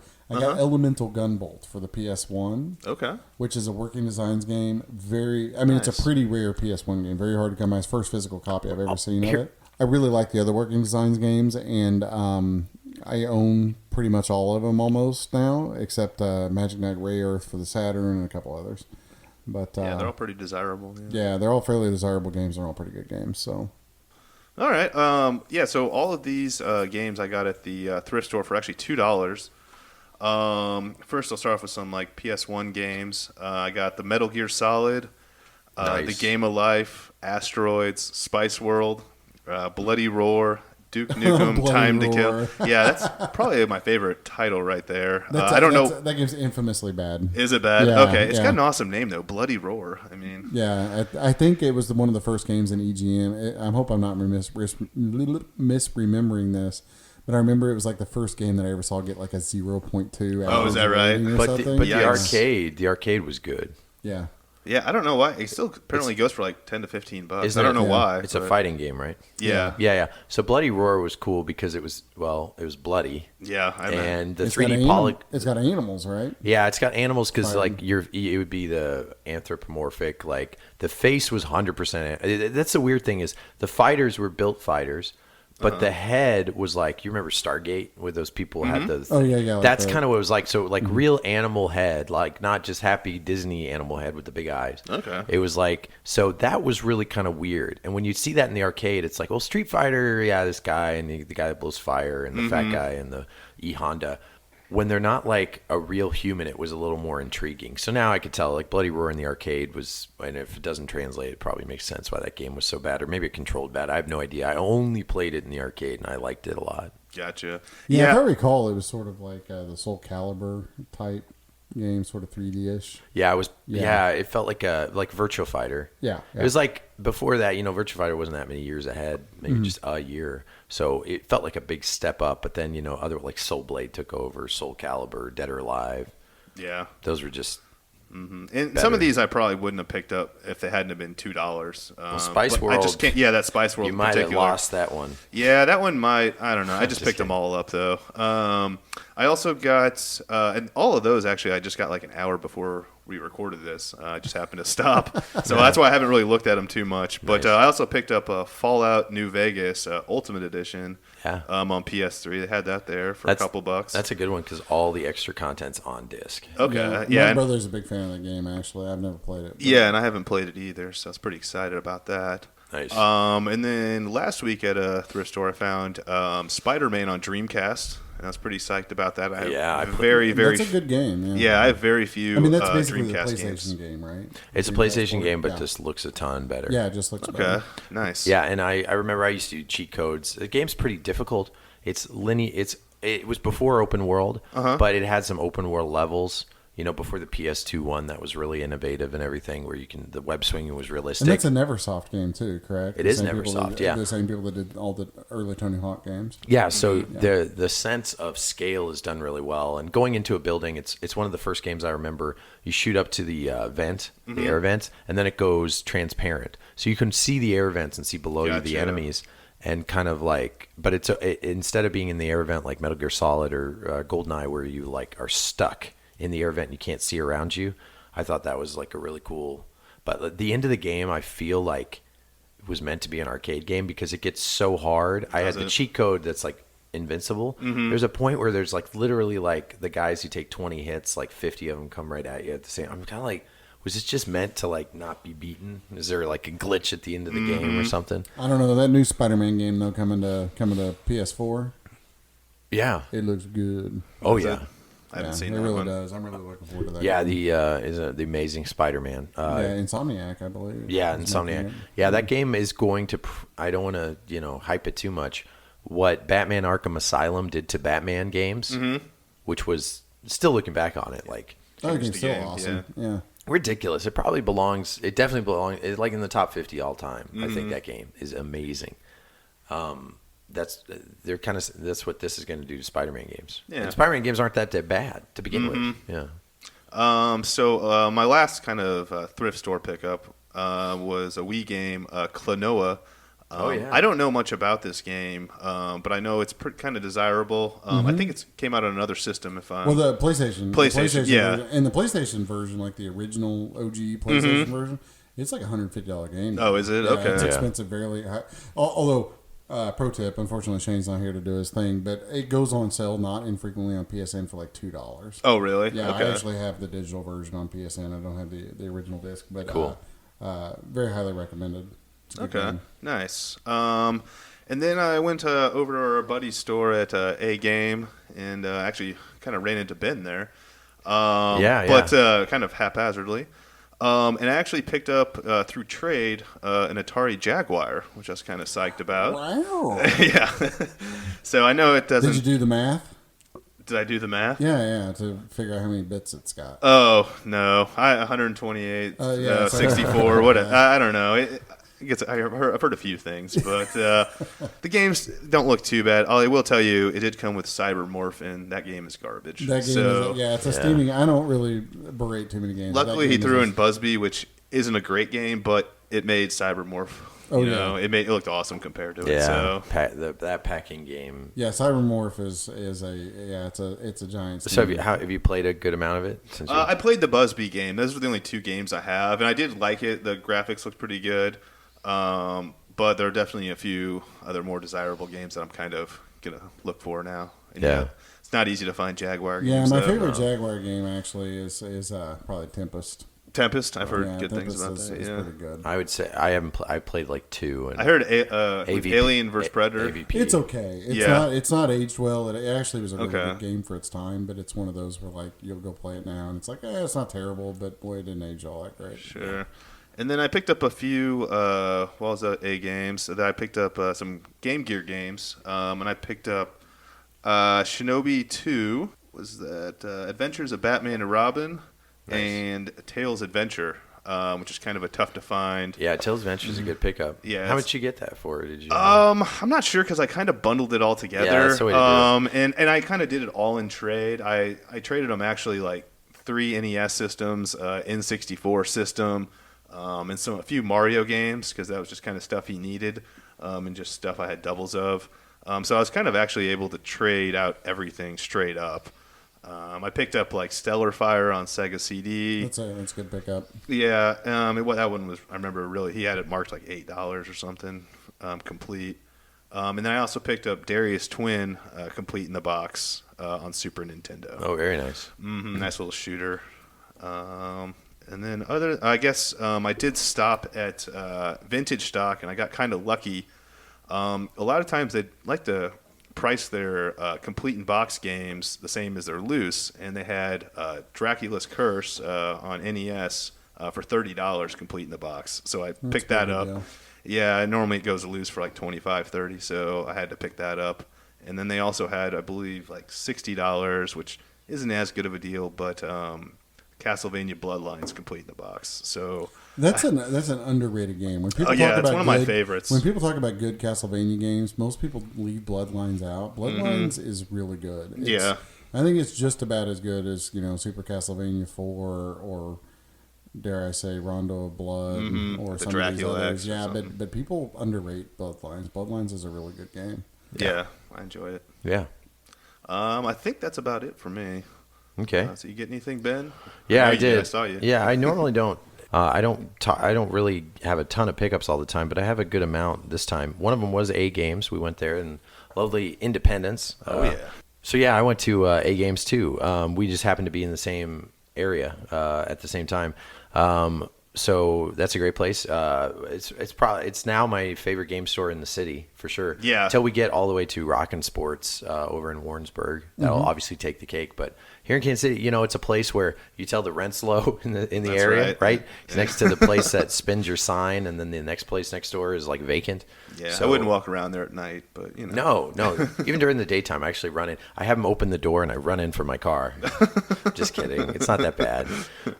It's just it's cool. The guy moved stores over one space over, so he's got Add some more room. Yeah, has a bigger space and always working deals and stuff, and just loves games. I always go in there and get a really weird, eclectic mix of games. I ended up getting Perfect Dark for the N64. Solid game. I'm actually playing through it right now.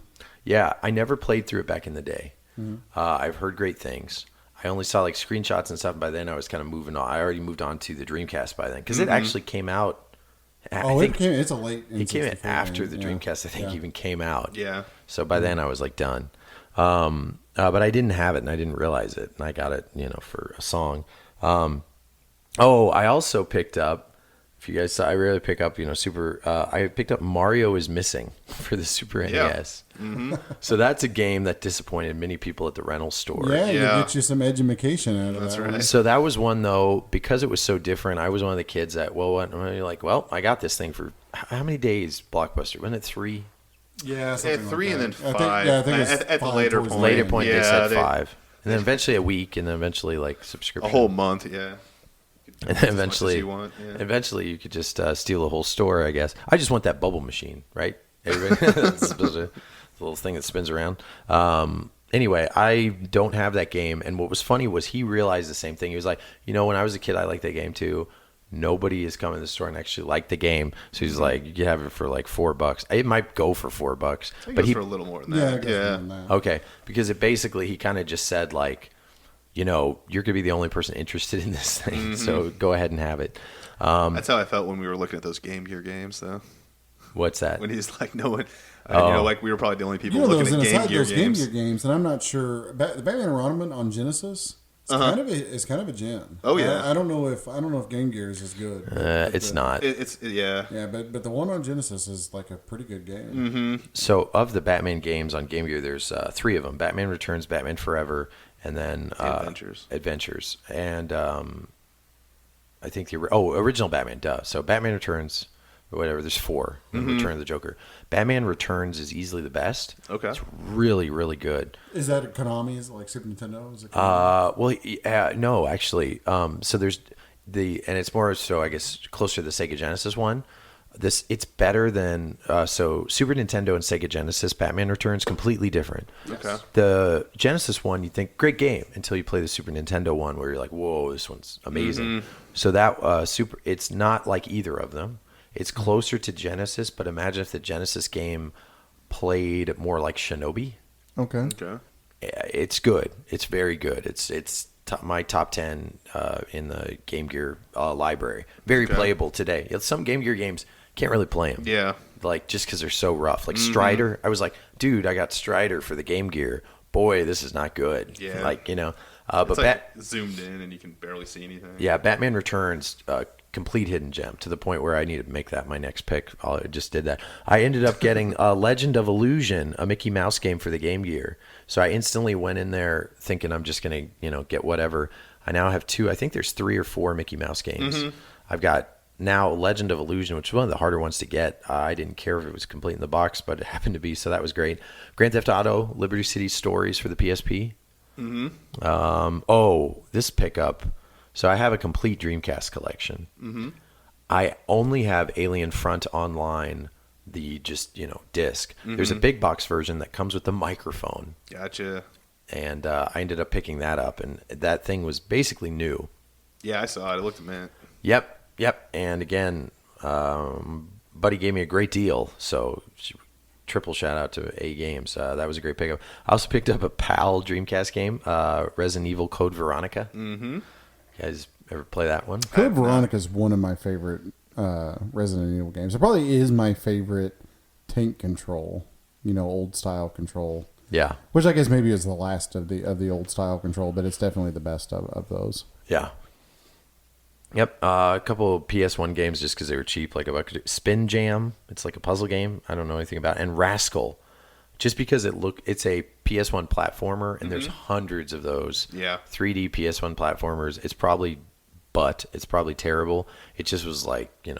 I was gonna say, I think you got a good price on that. Yeah, I couldn't turn that down. A couple other pickups. I got a couple PS3 imports. Rain, Lost in the Rain, and The Last Guy. You guys know anything about those? Yeah, The Last Guy. I think it was digital only here. Yeah. But yeah, I played the digital version. Yep.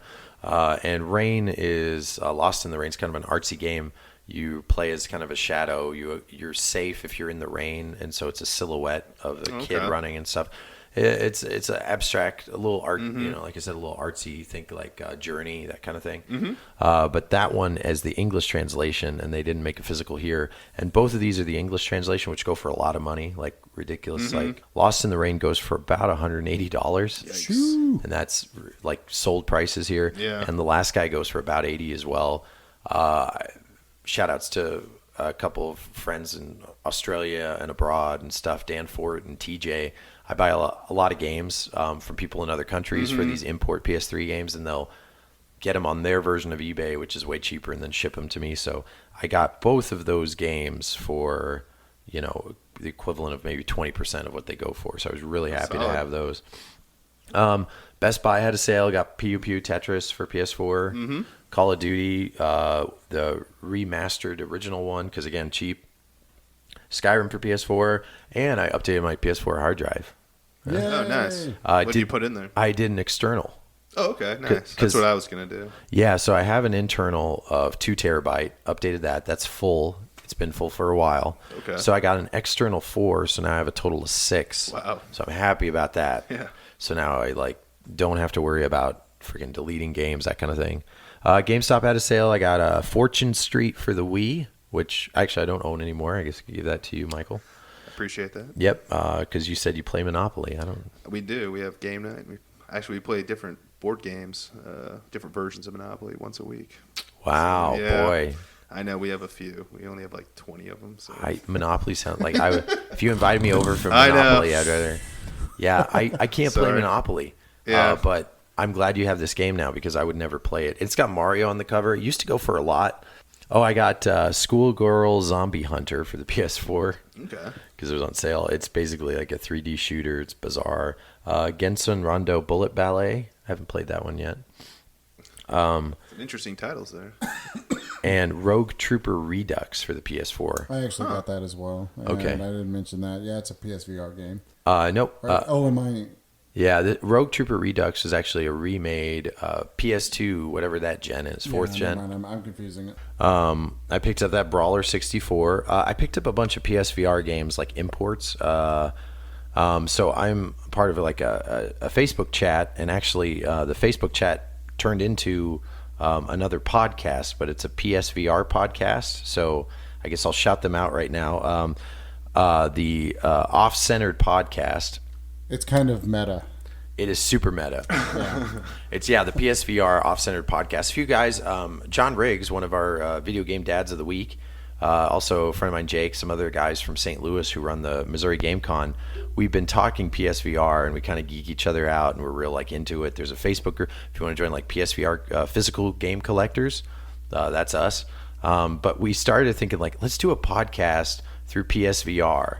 And I'm instantly thinking, I hardly have time for this podcast. But when you realize, you just put on the PSVR, go into a game that has a lobby, and you start talking, and one of the patients streams and records and stuff. So if you're into PSVR, check them out. They have a YouTube channel. It's Off-Centered Podcast because we try to, if you've played PSVR enough, you kind of get the joke.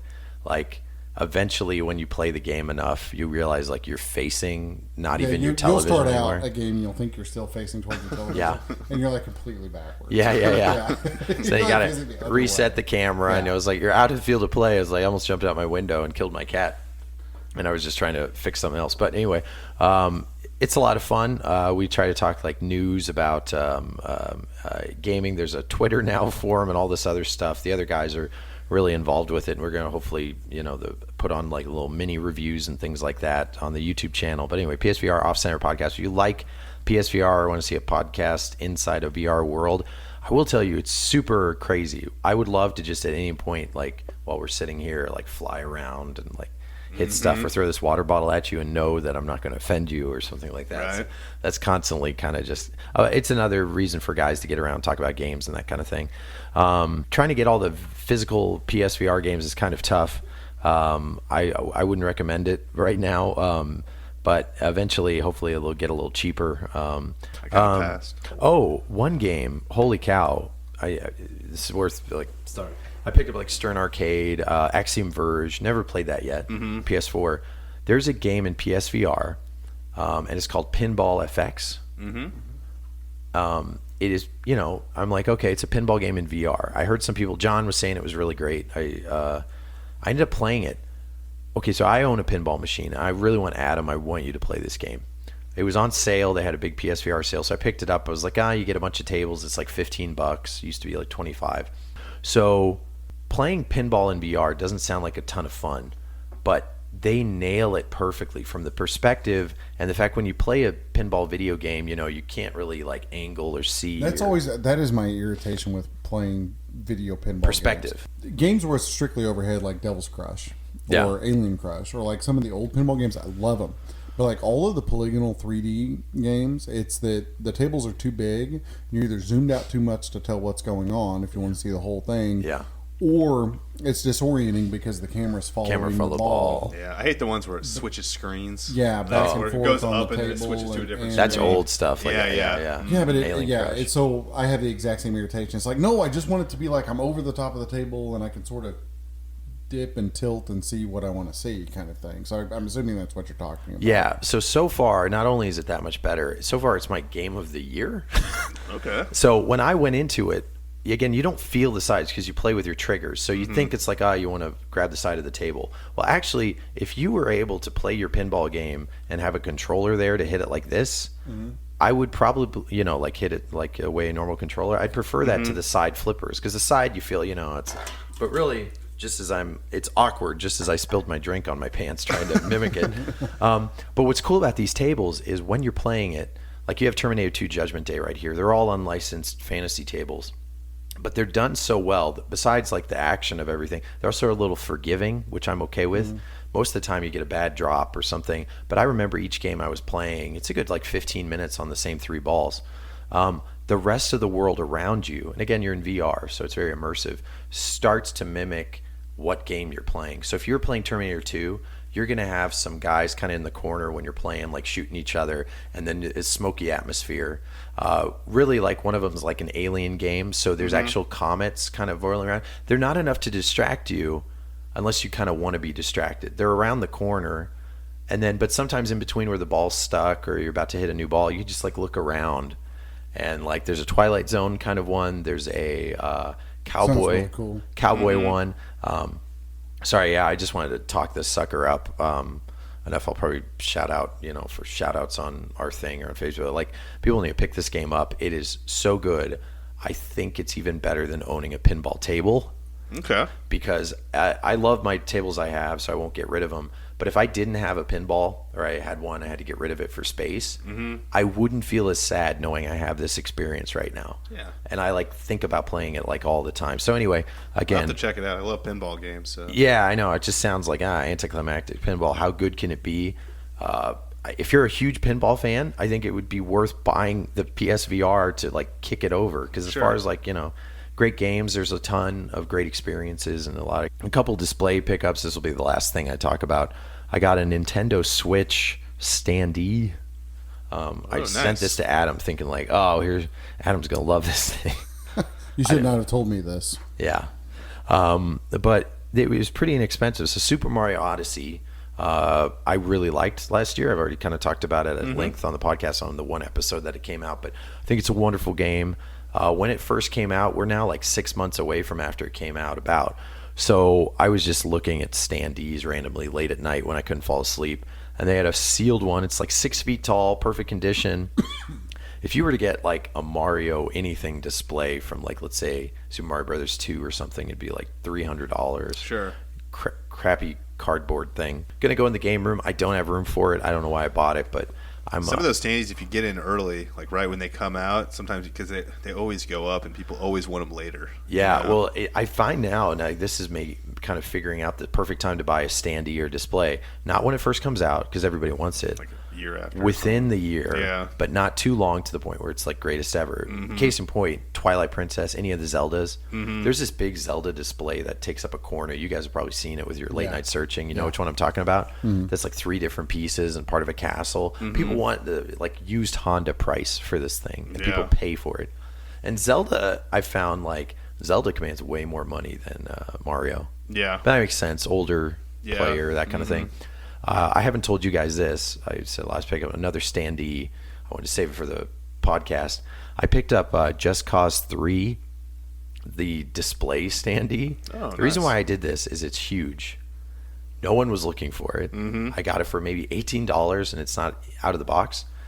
It's got 3 different levels to it, but what I love about it is I love weird promos. Do you guys remember the promo for Just Cause 3? I do not. Just vaguely, but most of the promos I see or remember seeing were digital. I mean, digital online commercials and that sort I'm of sorry, thing. like a giveaway. Sorry, maybe it's not promo. Like contest. So Advent Rising is a pretty famous game for the original Xbox because it was the first game to say you can win $1 million. Yeah, Which And spoiler, which it never did. Which spoiler, the $1 million yeah. never got. Yeah, that was never sold. And this will be interesting too. So with Just Cause 3, there was a sweepstakes. If you got the day one edition, you were in it for a contest to win an island. Wow, that's a nice. legitimate island. And the other thing was they really didn't want you got 2 options. You either pick the island or you can pick $50,000. Now even to this day I'm going to pick the $50,000 because they tell you right now they give you an area of where the island is, but they also tell you have to pay like taxes on it. I was going to say and that's going to be like property, whatever of that area. $500,000 on a $2 million yeah. island. So that's sitting around. yeah. So when you think about like you're going to own an island, like is this just one of the bups of like And what are you other gonna 10 do with islands? this It's like one rock that sticks above the surface of the water. Exactly, or like half the day. is this in the middle of Hurricane Alley or Yeah. something? Yeah, how are you going to get there? So yeah, unfortunately, when you think about winning an island, the first thing is like that's awesome, and then when you more dissect it, you're like, this is all just for freaking. I don't know who won. I didn't look it up. If you're listening, Now let if us it's an know. island with a resort on it, now Yeah, that's no, different. literally what Square Enix did is they went out to like Yeah. a really shallow sandbar and just just dumped some gravel off. Yeah. Just to get it up above the water. They you took know, a just zoomed-in little bit. picture. Yeah. It's like, and they said in the corner with a little asterisk, like not as good as They it took a appeared. photo of a real island, put it Yeah. on top of the pile of rocks, Yeah. and then stood above and took a picture. Yeah. So anyway, it's just really cool because it'll say like on it, win an island or whatever. I don't know why the heck I bought the dang thing. I can't wait to take a picture of it. Have you guys That's say, cool. "Oh, that's cool," and then me putting it away. You know, that's why we collect things. We just like do it mainly to take a picture and show it to each other and be like, "Oh, that's all right." But anyway, that's for the most part the extent of my pickup. Shane, what do you got? I didn't pick anything up, I guess, this week. Just kidding. He's not here. He took off. He's in bed by now. That's true. Yeah. So anything else you guys? Oh, and sorry, shout out Radical Reggie sent me a couple GBA manuals just for free. He said, "Hey, do you need these?" I was like, "Yeah." Astro Boy and that's a good one. Guardian Superheroes. Oh. Nice. He just sent it in the mail, and now, I can say it. His real name is Reginald because he mailed his mailing address. That sounds too. I mean, that sounds like you have to pay a tax just to say it. Yeah, and that's probably why he does it because you know It's a mouthful. if you know that if you know him or his personality, he's Reggie. Yeah, that's who he is. He's Reggie. But when he said it, now say his monikers, Radical Reginald. I kind of Yeah. like that. Yeah, it's not bad. Yeah, because it's Sounds kind of good. hard to say. It kind of sounds like that's a name of a TV show. Oh yeah. It's Radical Reginald. I told him later, I was like, dude, you need to. No, he's like, yeah, he's not going to change his brand at this point. But anyway, thanks, man. I totally appreciate it. I love collectors helping collectors. We do that all the time. We don't talk about it, but we give each other games when we can. Mine are a lot crappier than the stuff you give because I don't. That's hunt. not true. You gave me that Fortune game on Wii. Well, yeah, but to me that wasn't a great thing to give. But I'm glad you like it. Yeah. You guys hunt a lot more than me, and my hunting skills are probably terrible because anytime I go to the thrift store, it's like once a year. Yeah. And then I end up saying, start looking at the socks and the starter jackets. It's an itch for me. It's bad. Is it bad? You get Yeah, rid of it's finding those deals. It's Yeah. I don't know. No, I mean, I get it. I 100% get it. Yeah, but you strike out so much. That's just it. The time. I mean, the time wasted. It's like gambling, is what it is. It is. It's that. What do they call it? Variable intermittent reinforcement or something. You never win in the end. Yeah, it's you just strike out and you strike out, and strike, but you House win always just enough to keep you going back. Or it's you hear about it, like you sending that picture. Or if you don't get games, you might get hepatitis from these places. Yeah, anyway. well, You're here's gonna the get thing something. that keeps me going is The Shane, CRTs that aren't there anymore. You know, Shane and Michael and I've slowed down on it. You know, some just in the past few months because I got too many other things going on. But yeah, when I see like Shane like pulling down like cool stuff, I'm like, that jerk. I can do better than that. Yeah. You know? So yeah, it's there's a little bit of one up. Yeah, we show you the ones when we find things, but yeah, no, that's the thing. Every time we find I can't tell you how many stores I've gone in and out. Cool thing I found, but yeah. But I've kind of detailed it. Like I have my route, and I have when I go in the stores, I'm in there for maybe 5 to 10 minutes, and I'm in and out. And that's kind of how I do it. Yeah. Instead of like thumbing through everything. And I don't actually, where I live randomly, there are like no thrift stores around me for whatever reason. Are there ways like Warnell is the closest? I feel Warnell is picked through like. There's not not too many good ones right around All of them are picked through. And the problem that I've had is that the thrift stores that are somewhat near here have sort of caught on to things. And they even overprice the like they'll just think, oh, it's a Nintendo game, it must be really rare and expensive, and they'll mark it way up. And sometimes it's, you'll go in and they'll have a Tiger Heli that went $40 for, and you're like, that's a $4 game, guys. Like that's. They had no idea. I remember I saw Game Gear there. They just think, some of these are really expensive, so we'll just put $40 on it. So, I mean, some of these people I have like kind of rapport with, so I'll go in there and I'll be like, hey, do you get any games, or do you have anything in back? And they'll like bring them out for me. Nice. But some of them actually have people who work there, and I know this for a fact because they just tell me that they get all the good games themselves. Of course. So I mean, I kind of know which stores to kind of hit and which ones that are kind of more miss. All right, retirement age. Maybe not retirement age, but like working part time at a thrift store sounds not great. Correct. But the fact that you can kind of get in on like, because here's the thing. I would love to put in like 10 hours or like 8 hours or one day a week or something. Just like go in there in the back and thumb through stuff. Man, you want to be the guy that does that unloads the cars on Saturday mornings, or just Saturdays in general. You're right. When people are bringing, or Sundays even, when people are bringing in their leftover crap from their garage sales, or even when they're not having their garage sales this weekend. Let's get rid of this junk. I think I'd be good at just sitting in the back and pricing it. I could just pull up eBay and price everything. Man, I would. My thrift store would be totally out of whack. I'd be like, what? Yeah, I know. They want $80 for a used sock, and then I'd always just for fun I would randomly outrageously price like every 100th item would just be like 100 times what it's worth, just so that I can hear people squawking about it. Put like the CRTs at $200. Yeah, exactly. That's a good TV. I do you $500 when it came out. Yeah, it's vintage. Yeah, it's vintage. That's classic. Yeah. Those big behemoths at this point. Yeah, actually, Shane wanted a VCR. TV combo. I guess to play his VHS tapes, and he wanted me. Yeah, that's all you can do with the VHS. Essentially, I asked him if he wanted the combo DVD player, but he said no. That's too much technology. I know. I was gonna say I don't want that upgrade. Come together. But they actually wanted get out of here with your devil box. They actually wanted at one of the thrift stores I went to today. They wanted $25 for their VCR, and I thought that was insane. Yeah, I thought that was insane. Those are $10 all day. Yeah, that's what I was gonna say. 5 or 10 for a VCR. Yeah, well, I mean, they've actually gone up a little bit. I think so. I mean, somebody might want them. I mean, like 5 years ago, people were just like, "Please get this out of our house. It's put a cost on the family." And the problem is, what if like it breaks? I have a VCR. It's in my so do I. Crawl space. I have old VCR tapes of like high school, like our senior year, a couple like mission trip things I did with some high school friends. They're on VHS. I just haven't converted them. I know tape degrades and all this crap, but I'm like, I don't keep it in a swamp or whatever, and you can maintain the humidity. But like, I think about VCRs always would go out and eat a tape. Do you guys remember, right? Yeah. Yeah, like you. I remember. I worked at Blockbuster, so I remember the greatest thing about VCR. Yeah. Let me take a poll here.